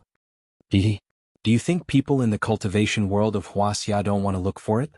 However, after searching for tens of thousands of years, no one had been able to find it. Hence, everyone treated it as a legend and no one bothered to find it again. It should be over by now. But a highly respected fortune-teller from the Di-Rong Kingdom said before his death that the star bead would reappear in the Wuxia Empire in 100 years. Now there is something interesting to watch. All the soul-forming stage cultivators from all countries are eyeing the Wuxia Empire. Yu Qianqiu asked suspiciously, Senior, what does a fortune-teller do? How did he convince everyone with just one sentence? It's similar to fortune-telling in the secular world, but he is more advanced. He doesn't hang out with ordinary people, and his customers are all soul-forming stage cultivators from all countries. That old guy doesn't speak easily, but when he does, he never makes a mistake. How can people not believe him? So a bunch of soul-forming stage cultivators came to Wuxia to join in the fun. But your master is also from Wuxia, and he is the #1 soul-forming stage cultivator. If your master doesn't agree, no one dares to come. Damn. That old guy is really awesome. It's an honor to be his apprentice. Yu Qianqiu blinked and asked, What happened then? Then the news that your master is going to the Eastern Holy Land in a few years got out. A bunch of people were prepared to wait for your master to leave before coming. But your master didn't want it. He took the initiative to send out invitations, inviting all the soul-forming stage cultivators to gather in the Eastern Sea. I was the one who sent the invitations. Your master has a lot of faith, so no one dared to not go. Even I went. In the end, your master is awesome. Facing several hundred soul formation stage experts from various countries, he actually wanted to force everyone to swear a poison oath. The general meaning was that under the situation where he went to the Holy East Land and whether he was alive or dead, the soul formation stage experts present were not allowed to personally participate in this matter and were not allowed to personally visit the Chinese cultivation world. To be honest, although your master is a bit arrogant, this oath isn't too extreme. At least he left some leeway for those people and didn't completely cut off their hope. But with so many people present, your master is going against everyone alone, so naturally there are people who aren't afraid of him. They've started fighting? Xianxia asked excitedly. Just imagine a person facing all the top experts in the world. Just this courage alone is enough to make people's blood boil. Ziyi, who was at the side, also had a strange look in her eyes. When it comes to fighting, I've never seen your master afraid of anyone. Back then, before your master took over the demon ghost region, when he was still in the early stage of soul-forming stage, he dared to look for experts all over the world to challenge, and beat some early-stage soul-forming stage cultivators until they were speechless. In the end, I thought of some ways to restrict your master to the demon ghost region, and your master became the world's #1 expert through fighting. So, in the sky above the Eastern Sea, Old Man Bai immediately killed 3 people because of a disagreement. What a good temper. Ziyi suddenly asked, Master, what were the cultivation levels of the 3 soul-forming stage cultivators that Old Man Bai killed? Do ordinary early-stage soul-forming stage cultivators have the guts to do that? Nongzhu asked in reply and continued with a bitter smile. Later, some soul-forming stage cultivators thought your master was too arrogant, so 16 soul-forming stage cultivators joined forces to fight your master, including 2 early-stage soul-forming stage cultivators. Wow. In that battle, I finally understood what it meant to be the #1 expert in the world. With a flip of his hand, he could summon clouds and rain. With a flip of his hand, he could control ice, wind, fire, and water. He could move mountains and drain seas. Even the thunderbolts in the sky were casually turned into heavenly swords by him. It was as if there was nothing in this world that he couldn't borrow. He killed all 16 deity transformation cultivators. Even now, when I think of that scene, my heart still palpitates with fear. In the end, the rest of them didn't dare to cause trouble, and were all forced to swear an oath. Tell me, is your master still human? With such a terrifying cultivation level, how could he still stay in the cultivation world and not ascend to immortality? Chapter 342. Ziyi's eyes became confused when she heard these shocking words. She seemed to be imagining the scene of the fierce battle. Xianxia was shocked and excited, but he didn't think it was strange. Bai Changchun once told him that he had even killed immortals in the upper world, so it was normal for him to have no opponents in the cultivation world. Although those people were forced to make a poison oath, they didn't give up. The poison oath said that they couldn't intervene in person, but it didn't say that they couldn't let others intervene on their behalf. Therefore, the masters of the soul formation stage from various countries sent their disciples or subordinates to wuxia. However, in the eyes of the wuxia cultivation world, they were the orthodox cultivation world, and everyone was responsible for defending and protecting their own land. A group of foreign cultivators had no choice but to join forces to gain a foothold in the wuxia cultivation world.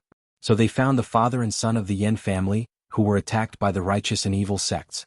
The father and son of the Yan family were in danger, so they were happy to have help from a group of strong cultivators. As Nongzhu spoke, she suddenly said with a teasing smile, Xianxia, I heard that the father and son of the Yan clan were forced into a corner by you. That's why they became enemies with the righteous and demonic Tao.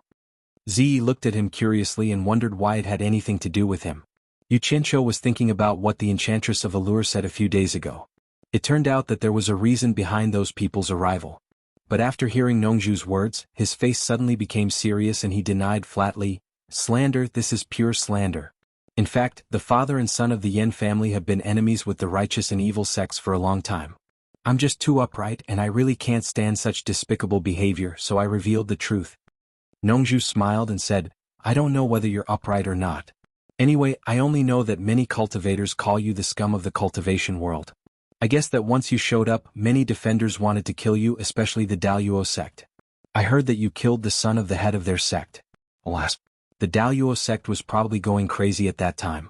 It could be said that they were humiliated by you, so they sent a large number of people and almost turned the wuxia cultivation world upside down. But even I didn't expect that you would hide in the demon ghost region and become Old Bai's disciple. Who would have thought that? No wonder I couldn't find you anywhere.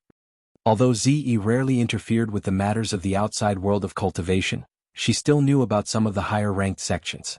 This fellow in front of her actually dared to kill the son of the Daluo sect master, which was ranked second in the righteous Tao. Yu Qianzhou's expression is a little unnatural, but he still quibbles. These are all rumors, it's not worth believing. Ah. Nongzhu shook her head and laughed. Look at this. The cultivators from the other countries were forced to go because of your master, and the Yin father and son were forced into a corner by you. Now that these two groups of people are together, and Old Man Bai has become your master and disciple, this mess. I just realized that you two master and disciple are really a perfect match. Both of you are extremely daring people. So, where there is a cause, there is an effect. But what does that have to do with me? You two master and disciple should solve the problem yourselves. What right does Old Man Bai have to drag me into this? This is outrageous. Master, what does Old Man Bai want you to do? Zi asked. Nongzhu frowned and said, the cultivation world of Wuxia is undoubtedly the most powerful country in the entire cultivation world. Although the other countries are not as powerful as Wuxia individually, if they unite, they will definitely be more powerful than Wuxia. Usually these hundreds of countries can't unite, but the temptation of the star bead is too great, and Wuxia is too xenophobic, so they have no choice but to unite. This time, those who came to meet with the Yin father and son are only the vanguard. Once the war starts, strong reinforcements from other countries will come continuously. Although Old Man Bai was in the demon region, deep down he saw himself as a part of Wuxia. However, when he forced everyone to swear an oath in the East Sea, he had also said that he would not interfere in this matter personally, or the oath would be voided. Now, what was originally a matter between soul-forming stage cultivators has become a matter of the whole cultivation world. So, because of Old Man Bai, the whole cultivation world is going to be in chaos, and the cultivation world of Wuxia has become the target of public criticism. It's in a precarious situation. The three of them had their own thoughts. After a long time, Zi suddenly asked, Master, did you take the oath at that time? Hearing this, Nongzhu's face showed a trace of pride and she said, based on my relationship with Old Man Bai, he won't make things difficult for me. Zi, don't get the wrong idea. It's not because I didn't take the oath, but because he wants me to solve this problem. Even if he wants me to do that, I won't do it. Once I do that, I will become the enemy of all the soul-forming stage cultivators in the world. At that time, Old Man Bai can just leave, and I don't have the ability to fight against all the masters in the world alone. I can live for at least 700 or 800 years and I don't want to die so early. After a pause, she shook her head and said with a bitter smile, but I was still tricked by this old man. Some time ago he came to me and said that this problem was caused by him, and he had to find a way to solve it. Otherwise, once the cultivation world of Wuxia collapses, the armies of the secular world from other countries will come one after another. At that time, the Wuxia Empire will be in chaos, and the common people will be in deep trouble. I don't know how many people will die because of this, so he has to find a way to protect the cultivation world of Wuxia. I know he's a proud and aloof person. Although he's invincible, he doesn't have many friends and I'm his only friend. He's looking for me because he needs my help, but as I said before, it's impossible for me to personally intervene in this matter. So I asked him, what are you going to do now that things have come to this? Yu Qianzhou, do you know what your master said? Damn it. What do you mean by that? Don't tell me you want me to go against the whole world. Isn't that courting death? I won't do it even if you beat me to death. Yu Qianzhou shook his head decisively and said, this is a matter between masters like you. I am just at the gathering vitality stage and I can't guess what you are talking about.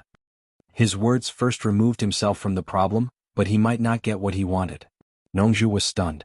She looked at him with a strange expression and continued, your master said that he has been meditating on the Great Tao for many years, and he seemed to understand something by watching the stars at night. He found the person who can solve this problem. He hopes that I will send my disciple, Zi, to help that person for the sake of our friendship. Master, did Senior Bai specifically ask me to participate in this matter? Zi asked in surprise. It seemed that it was a great honor to be called Bai Changchun. Yu Qianzhou glanced at her and thought, idiot. Nongzhu rolled her eyes at Zi and snorted, I refused at that time. Isn't that asking my disciple to die? Who would have thought that the old man would bully me for being soft-hearted?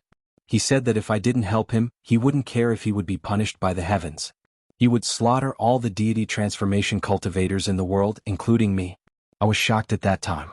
I knew that since he dared to say that, he would definitely do it. I had no choice but to ask him, can the person you mentioned really solve this problem? He said yes, so I gritted my teeth and said yes. After the matter was settled, he told me that he would ask that person to come to me in person, and asked me to tell him about it. He also asked Zi to go with him to carry out the task. Speaking of this, Nongzhu suddenly pointed at Xianxia's nose and flew into a rage. Damn it, I thought it was some great figure that could attract old Bai's attention. I wanted to meet him, but it turned out to be you, Xianxia. You are the scum of the cultivation world.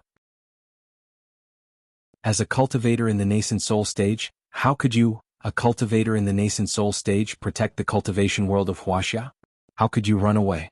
Not only the father and son of the Yan family will not let you go, but many cultivators in the cultivation world of wuxia will also want to kill you. How could you protect them? It's good enough that you can protect yourself. Asking you to take my disciple out, isn't that a gamble with your life? I finally understand now. Old Bai was afraid that you would die too quickly, so he took my disciple out to be your bodyguard, old bastard. It was probably because he was angry that a handsome old man like him was spouting vulgarities.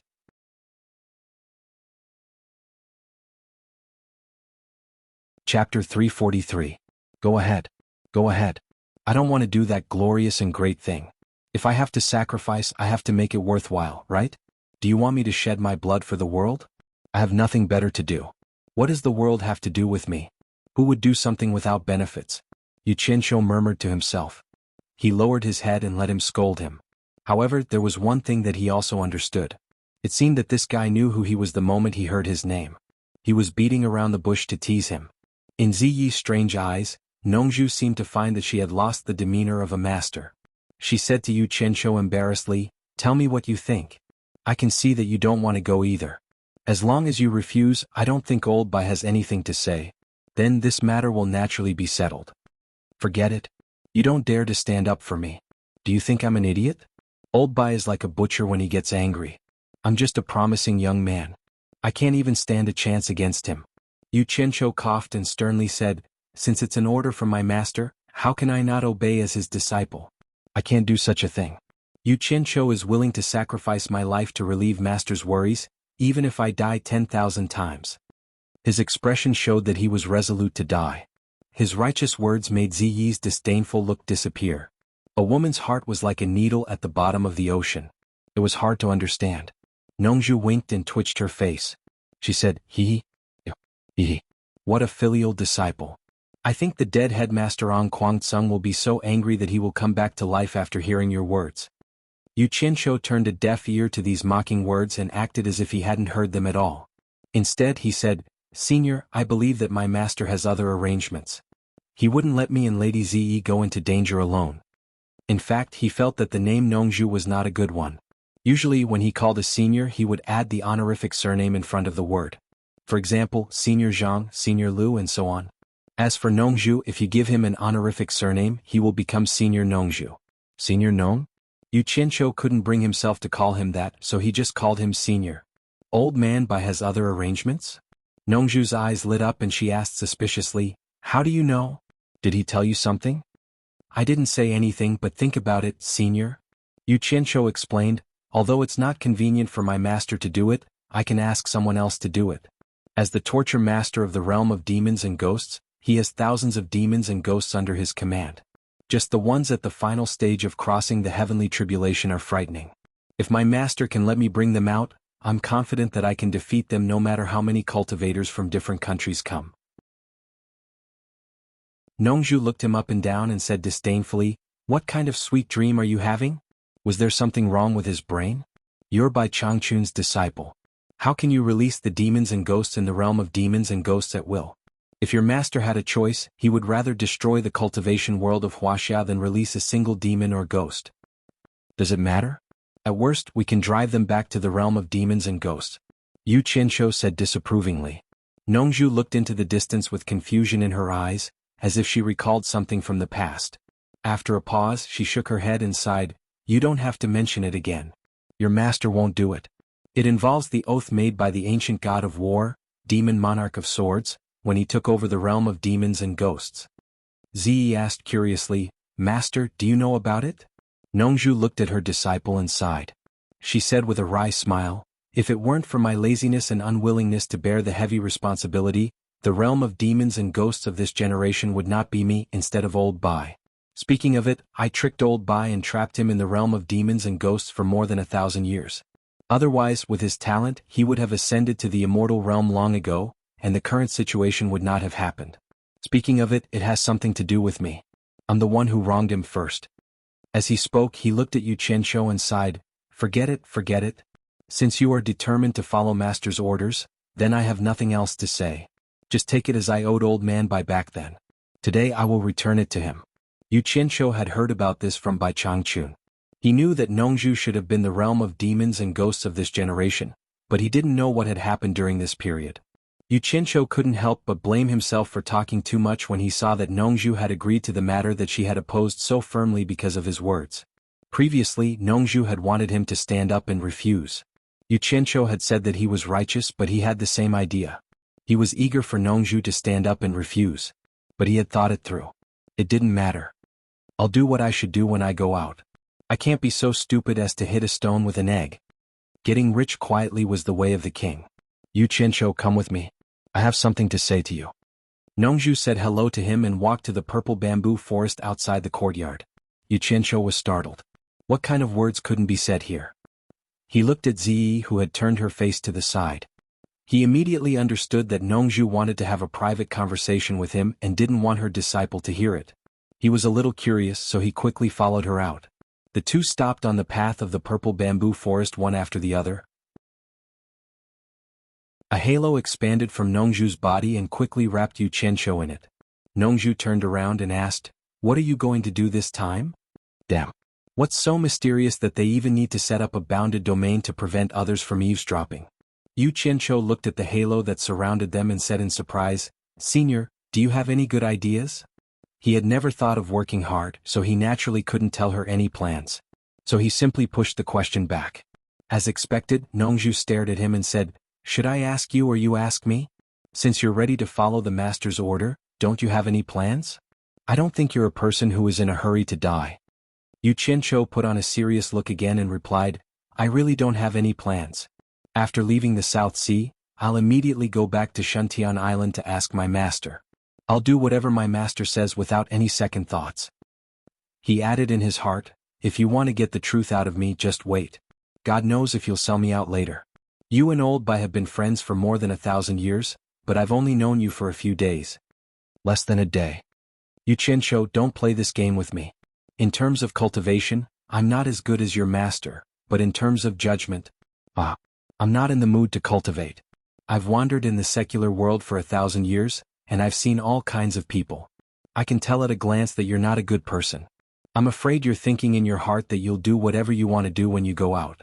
You're still trying to hide it from me?" Nongzhu really saw through his thoughts at a glance. But so what if she saw through it? Yu Qianqiu was also a rogue in his previous life, so he was thick-skinned. What's more, even if others could guess what he was thinking, there was no evidence. Yu Qianqiu waved his hands and said, No, you've wronged me. I'll never have that kind of thought even if you beat me to death. I've never had that kind of thought. Really, I've never had that kind of thought from the beginning to the end." He was very sincere. "You really haven't?" Nongzhu looked at him seriously and sneered, "Then swear to me now. If you've ever had such a thought, curse yourself to die a horrible death as soon as you leave the South Sea purple bamboo forest. Swear now." "Swear to your grandma." Yu Qianqiu cursed in his heart. How could he swear to her? Cultivators' swears would come true. Although he had never seen anyone do it, everyone said so. Who would dare to joke with their lives? Yu Qianqiu smiled awkwardly, "You're being suspicious. I'm open-minded, so I don't need to swear. Open-minded my ass." Nongzhu immediately gave Yu Qianqiu a burst chestnut, with her flute. Her cultivation was high and her attack was fast. Yu Qianqiu didn't even have a chance to dodge. His forehead hurt. He couldn't close his mouth even though he was gritting his teeth. Nongzhu poked his forehead with her flute and warned, "It's not wrong for you to think like that. You should do that when you go out. You can't do things that you know will lead to death. If you want to save the world, you have to protect your own life first. Otherwise, how can you save the world? Do you understand what I mean?" Yu Qianqiu covered his forehead and suddenly understood, but he still didn't want to leave any evidence in his words. He nodded repeatedly and said, "I won't forget your words. I will try my best to understand them." Nongzhu looked at him and kept shaking her head. She clicked her tongue and said, "It seems that I didn't misjudge you. You're really not a good guy. That's good. I'll be relieved to hand Ziyi over to you." Then she changed the topic and smiled sinisterly, "Ziyi can protect you when she goes out with you, but you can't let her be in danger. That girl is stubborn and easily stubborn. I warn you, even if you have to die in front of her. Otherwise, I will find you and turn you into ashes even if you have to go to heaven or hell. There's one thing I won't hide from you. Ziyi is my disciple, but she is actually my daughter. Your master also knows this. You'd better be smart when you encounter something outside. Ah. Yu Qianqiu was stunned and said in surprise, Who will protect who? That's for you to think about. Don't ask me. Nongzhu didn't care so much. She took the halo back into her body and gave him a fierce look. Then she walked straight back to Ziyi and told her something.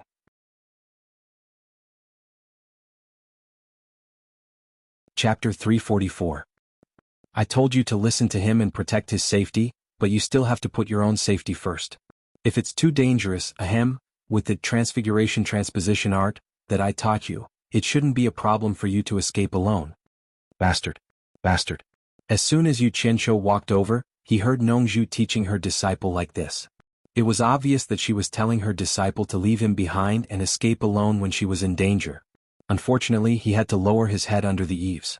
Most importantly, he couldn't defeat her, and even her surname was Nongzhu. Yu Qianqiu stood aside obediently. Ziyi looked at Yu Qianqiu, who was standing obediently at the side, and said with a slight frown, Master, if I escape alone, this Senior Bai asked me to protect him. If anything happens to him, how would I have the face to meet Senior Bai? Are you stupid? Nongzhu's voice suddenly became louder. Then, thinking that this girl was stubborn, she calmly pointed at Yu Qianqiu and smiled, Ziyi, don't look down on this guy. You don't know. I often travel outside, but I know that this guy killed Ong Guangceng's grandfather and grandson. Even Ong Guangceng at the last stage of passing calamity couldn't catch him. He killed the son of Daluo sect's leader, and the whole Daluo sect was looking for him. Look, he is still standing here, safe and sound. You should know that he was only in the bearing essence stage at that time. In terms of escaping, he is better than you. I'll endure it. Yu Qianqiu's eyebrows trembled. Nongzhu could not help but take a deep breath when she saw the hesitation on her disciple's face. She said calmly and patiently, Ziyi, what do you think of old Bai's cultivation? Ziyi's face turned serious. Elder Bai's power is profound. He is almost like an immortal on earth. No one in the cultivation world can defeat him. That's right. Why don't you think about it? How can a disciple taught by old man Bai be weak?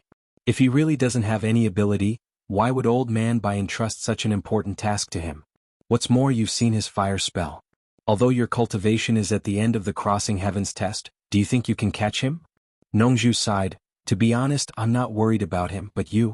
If something happens to you, Master will be the only one left in the southern sea purple bamboo forest. How do you expect Master to live for the next few hundred years? Despicable and shameless. You're even playing the pity card. I'll continue to endure it. Yu Qianqiu pretended not to hear anything and continued to maintain a straight face. As expected, Ziyi nodded emotionally and said, Master, don't worry. I will definitely come back to serve you without a single scratch. Good. I'm relieved. Let him be then. Nongzhu waved her hand sadly and said goodbye. When she turned around, there were tears in her eyes. Nobody knew whether it was real or not. However, Yu Qianqiu gave him a disdainful look. He judged others by himself and felt that this guy must be pretending. Ziyi knelt down and said, Master, take care. I will come back as soon as possible after completing the task entrusted by Senior Bai. Do you think you're playing house? Come back as soon as possible? Yu Qianqiu also bowed to Ziyi. Nongzhu waved at them with her back facing them, indicating for them to leave. Yu Qianqiu didn't want to stay any longer when he met his nemesis. He unsheathed the long sword on his back, jumped on the sword and jumped into the air. Ziyi flew directly after him and played a spell in the air. The two of them quickly went far away. Yu Qianqiu's mood instantly became much better when he saw the vast ocean again. Who knew that Nongzhu's voice would suddenly resound in his ears? Stinking brat, I'm warning you. Don't have any designs on my daughter just because she's beautiful. If I find out, I'll castrate you. The voice was so loud that it made his ears numb. He staggered and almost fell off the sword. Ziyi immediately noticed and asked, Yu Qianqiu, what's wrong? It's very windy. Yu Qianqiu said awkwardly. He knew that the cultivation of the spirit-severing stage was very terrifying. They were not far from the South Sea purple bamboo forest, so he didn't dare to say anything bad about Nongzhu. Ziyi looked around in confusion. It seemed that she didn't notice how strong the wind was. She turned her head and asked, Yu Qianqiu, I rarely go out. Where are we going now? To the wuxia cultivation world? No hurry. Let's go back to the demon ghost region to see my master first. We'll listen to his opinion first, Yu Qianzhou said. Okay. Zi nodded heavily. Hearing that they were going to see Bai Changchun, she became solemn as if she was going to see a saint. One of them rode on the sword and the other flew in the air. The woman followed beside Yu Qianzhou and quickly flew to the demon ghost region. Yu Qianzhou looked at Zi from time to time. He found that she and Nongzhu looked similar. However, it seemed that Zi didn't know that Nongzhu was her father. Otherwise, Nongzhu wouldn't have been so sneaky. There might be a big story behind it. They flew over the sea. 2 days later, they entered the gloomy and terrifying demon ghost region. From time to time, all kinds of demons and ghosts with ferocious faces flew over arrogantly. However, when they saw Yu Qianzhou, their faces immediately changed. They all flashed to the side with their hands down and lowered their heads. Yu Qianzhou was expressionless. He just flew forward as if he didn't see them. Zi looked at Yu Qianzhou in surprise from time to time. She didn't expect him to be so powerful in the demon ghost region. On the 1,000-mile lake, once they arrived at Obedient Island, the two of them landed immediately. Lady Mu walked over and called out, "Mr." Her gaze then shifted to Zi and she bowed slightly in greeting. Yu Qianzhou asked, "Is my master here?" Miss Mu nodded with a smile. They immediately walked to the center of the island. Zi looked back at Miss Mu and asked curiously, "Who is she?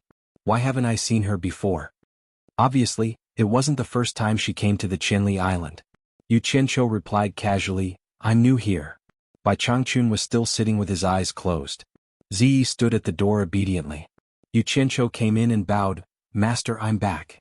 Bai Changchun slowly opened his eyes and stared at Yu Qianzhou with a sharp gaze. Yu Qianzhou felt a little uneasy as he stared at him.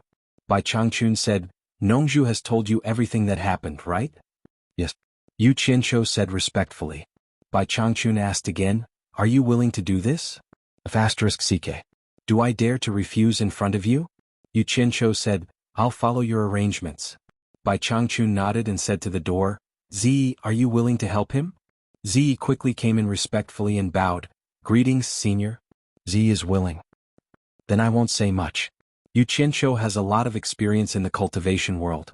I'll have to trouble you to help him for the time being. Zi will obey senior's orders. You can go now," Bai Changchun said and slowly closed his eyes again. Yu Qianzhou hurriedly asked, "Master, what should we do this time? Don't you have any instructions?" However, Bai Changchun didn't say anything. After waiting for a while, the two had to leave obediently. Since they were told to leave now, they didn't dare to stay any longer. Not long after they arrived, they broke through the sky and left. Not long after they left, Yu Qianzhou heard Bai Changchun's voice again. Zi is actually Nongzhu's biological daughter. Nongzhu treats her like a pearl in his palm. Now, among all the cultivators in the Huashan realm in the world, Nongzhu is the only one who can stay out of this, and he is the only one who can help you. However, he must have a lot of scruples. The reason why I want Zi to help you is not that she can help you much, but that Nongzhu will not leave her daughter alone. I think she will help you at the critical moment. *CK. So that's how it is. They are really cunning. They are really experienced guys. Yu Qianzhou glanced at Zi and continued to fly forward. Zi had no clue, so she could only follow him. Yu Qianzhou had a toothache. With a follower following him, it would be difficult for him to teleport in the future. But to his relief, Bai Changchun didn't give him any instructions. He could only understand that he could do whatever he wanted, which was exactly what he wanted. In that case, he didn't have to rush. He wanted to go to Yuji's place. He had been thinking about the legendary black fire and resurrection grass in the 9th Netherworld cave.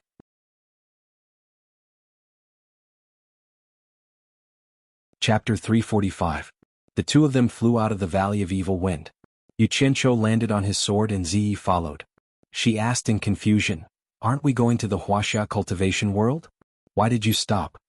Yu Qianzhou pointed at the valley where the phosphorescence was faintly discernible and said, "Looking for something to prepare for going to the wuxia cultivation world." Hearing him say so, Zi didn't ask any more. She followed him into the valley against the gusts of Yin wind.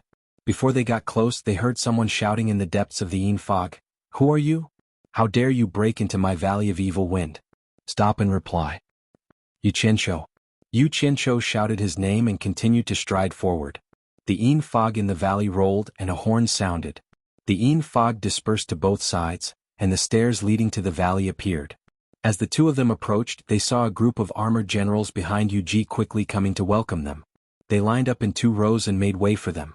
They cupped their fists and said, "Greetings, mister." "Welcome, mister. I welcome you," Yuji said with a happy face. Suddenly, she noticed that there was a woman in purple beside him looking around curiously. She didn't look scared at all. Obviously, she wasn't an ordinary person, so she bowed to greet them. "I'm here to visit sister-in-law. I don't dare to trouble sister-in-law to welcome me." Yu Qianzhou raised his hand to help her up. He cupped his fists and smiled at the generals on both sides. Most of the generals knew him, and when they saw him call Yuji sister-in-law, they immediately had a good impression of him, and all of them smiled. Ziyi heard Yu Qianzhou call Yuji sister-in-law. She couldn't help but look at Yuji a few more times. A group of armored generals surrounded the 3 of them and walked to the Ghost King's Hall. It was still the magnificent Ghost King's Hall. However, the man who sang and cried every night was already dead, leaving only a woman in charge. After the group of people entered the Great Hall, Yuji invited Yu Qianzhou to sit on the throne. Yu Qianzhou did not stand on ceremony. With his current status, this seat was already set in stone. If he did not sit on it, no one would dare to sit on it. The former was about to call for a banquet when Yu Qianzhou glanced at Ziyi who stood beside the throne. He waved his hand and said, "Sister-in-law, don't bother. I'm here for an important matter. I don't need to attend the banquet." Yuji also looked at Ziyi thoughtfully. Then she smiled and said, "We'll do as Mr. says. I wonder what Mr. is here for? Can we help you?" After saying that, she glanced at the generals below with a smile. The generals of the Ghost King level immediately said, "Mister, if you need us, just tell us. Then I won't stand on ceremony with you." Yu Qianzhou crossed his legs and said with a smile, "You may not know, but the cultivation world outside the demon ghost region is in chaos. My master ordered me and this lady and Ziyi to go out and resolve it. I'm here to take 2 things. These 2 things will be of great help to me on this trip." Yuji, who was standing on the other side, said doubtfully, "I don't know what it is that Mr. is interested in. As long as it is in the Evil Wind Valley, I will give it to Mr." Yu Qianzhou stood up, looked at the crowd and said slowly, "The resurrection grass and the netherworld fire seed." The so-called netherworld fire seed was the black fire, one of the 3 true fire. He had learned this name from Miss Mu, because the demon ghosts didn't know about the 3 true fire. But when Yu Qianzhou asked, Miss Mu said that there was a kind of black fire in the 9th netherworld cave, which was called the netherworld fire seed. Silence. The Ghost King's Hall instantly became quiet. Ziyi looked at the crowd expressionlessly. She didn't know why the 2 things mentioned by Yu Qianzhou would cause such a reaction. Was there anyone in the demon ghost region who dared to refuse something that the disciple of Senior Bai asked for? After a long time, Yuji said with a wry smile, "The 2 things that Mr. wants do exist here, but I'm afraid that no one in the entire demon ghost region has the ability to get them, let alone us. To be honest, Mr., the torture commissioner has also come to the 9th netherworld cave to get the resurrection grass, but even with his high cultivation he couldn't go deep into the cave unless." Ziyi was surprised. She didn't expect that there was a place in the world that Bai Changchun couldn't go to. Yu Qianzhou was silent for a while. He knew that Bai Changchun wasn't omnipotent. Bai Changchun also couldn't go to the mysterious place under the 1,000-mile lake, and he had heard from Yuji about the 9th netherworld cave. Because it was a passage to the underworld, it had a special characteristic and not everyone with high cultivation could go there. Yu Qianzhou frowned and said, "Sister-in-law, do you mean that only the cultivation of the Ghost Saint late stage can go there?" "That's right." Yuji's face turned serious and said, "The journey to the netherworld is a one-way trip. It burns away all vitality and humans and ghosts walk different paths. Even if the cultivation of the Ghost Saint late stage wants to go to the bottom of the cave, he must be baptized by the netherworld flame. Crossing the netherworld flame sea is the door to the 9th netherworld. At that point, there will be no vitality in the human world. Once he returns to the human world, there will be a catastrophe to annihilate him instantly, so it is said that there is no return. Think about our cultivation, not to mention the netherworld flame sea. I'm afraid that we can't even withstand the evil strong wind in front of us, and our souls will be blown away before we reach the halfway point. I still want to go and have a look." Yu Qianzhou's words were shocking, and the ghost generals below were in an uproar. When Ziyi heard that the 9th netherworld cave was so powerful that even Bai Changchun couldn't go, her face changed. She didn't know why this guy was so overconfident and insisted on trying. She thought that she wanted to protect him, so if he went she would have to go with him. Actually, she didn't know what Yu Qianqiu was thinking. The cultivation world suddenly had such a big change, and he didn't know when this matter would end. He was afraid that the life insurance of his parents, who were mortals, wouldn't be able to wait until then, so he wanted to pick the resurrection grass to refine the 7 orifices exquisite pill to extend his parents' lives. There was also the black fire, which was ranked higher than the blue fire. Since it was ranked higher than the blue fire, it must be even more powerful. If he encountered any unfavorable situation, he would be able to deal with it. Since Mr. insists, then I will go to the entrance first. At that time Mr. will know that what Yuji said is true. Yuji said helplessly. Thank you, sister-in-law. Yu Qianqiu nodded and suddenly said, Is the old man Yen Tua that sister-in-law told me about last time still alive? Yuji smiled and said, Since Mr. has instructed, I will naturally leave him alive for Mr. to deal with. Good. Yu Qianqiu clapped and said with a smile, I believe that sister-in-law didn't tell him whether his son is alive or dead. He knew that Yuji was a smart woman, so if Yen Tua said that he said his son was still here, Yuji would make plans. As expected, Yuji said with a smile, Since Mr. said his son is still here, I will naturally smooth things over for Mr. Ziyi was a little confused by the strange question and answer between the two. Yu Qianqiu laughed heartily and said, Back then I had some unresolved grievances with him on Fuxian Island. Today is the time to write it off. I will have to trouble sister-in-law to invite him over. I believe he will be very willing to go to the 9th Netherworld cave to find his son. I also want to see how powerful the 9th Netherworld cave is. Yuji giggled and nodded to the people below. A general cupped his fists and left the Ghost King Hall. To these people, the life and death of a cultivator was really nothing. At this moment, no matter how stupid Ziyi was, she understood what Yu Qianqiu was trying to do. He was obviously trying to trick others to die so that they could scout for him. She immediately said coldly, Yu Qianqiu, you're not fit to be Senior Bai's disciple if you act like this. What do you know, lass? Old man Bai is the one who kills people like flies. Yu Qianqiu snorted and sat back on the throne. He sneered and said, Ziyi, don't forget what my master and your father said before we came. It seems that I am the one in charge between you and me. If you think that there is something wrong with my actions, you can go back to Obedient Island and complain to my master. Say that you are not ashamed to be associated with me and withdraw from this matter. You. Ziyi's face was as cold as frost. She was so angry that she couldn't speak. However, she couldn't really say such words to Bai Changchun. Bai Changchun asked her to do this and she felt very honored. How could she give up halfway? And Yu Qianqiu also saw this, so he said such words. You're tuning in to the Sword Dance in the Vast Sky YouTube channel. Don't forget to subscribe and join us on this journey to catch the most captivating stories.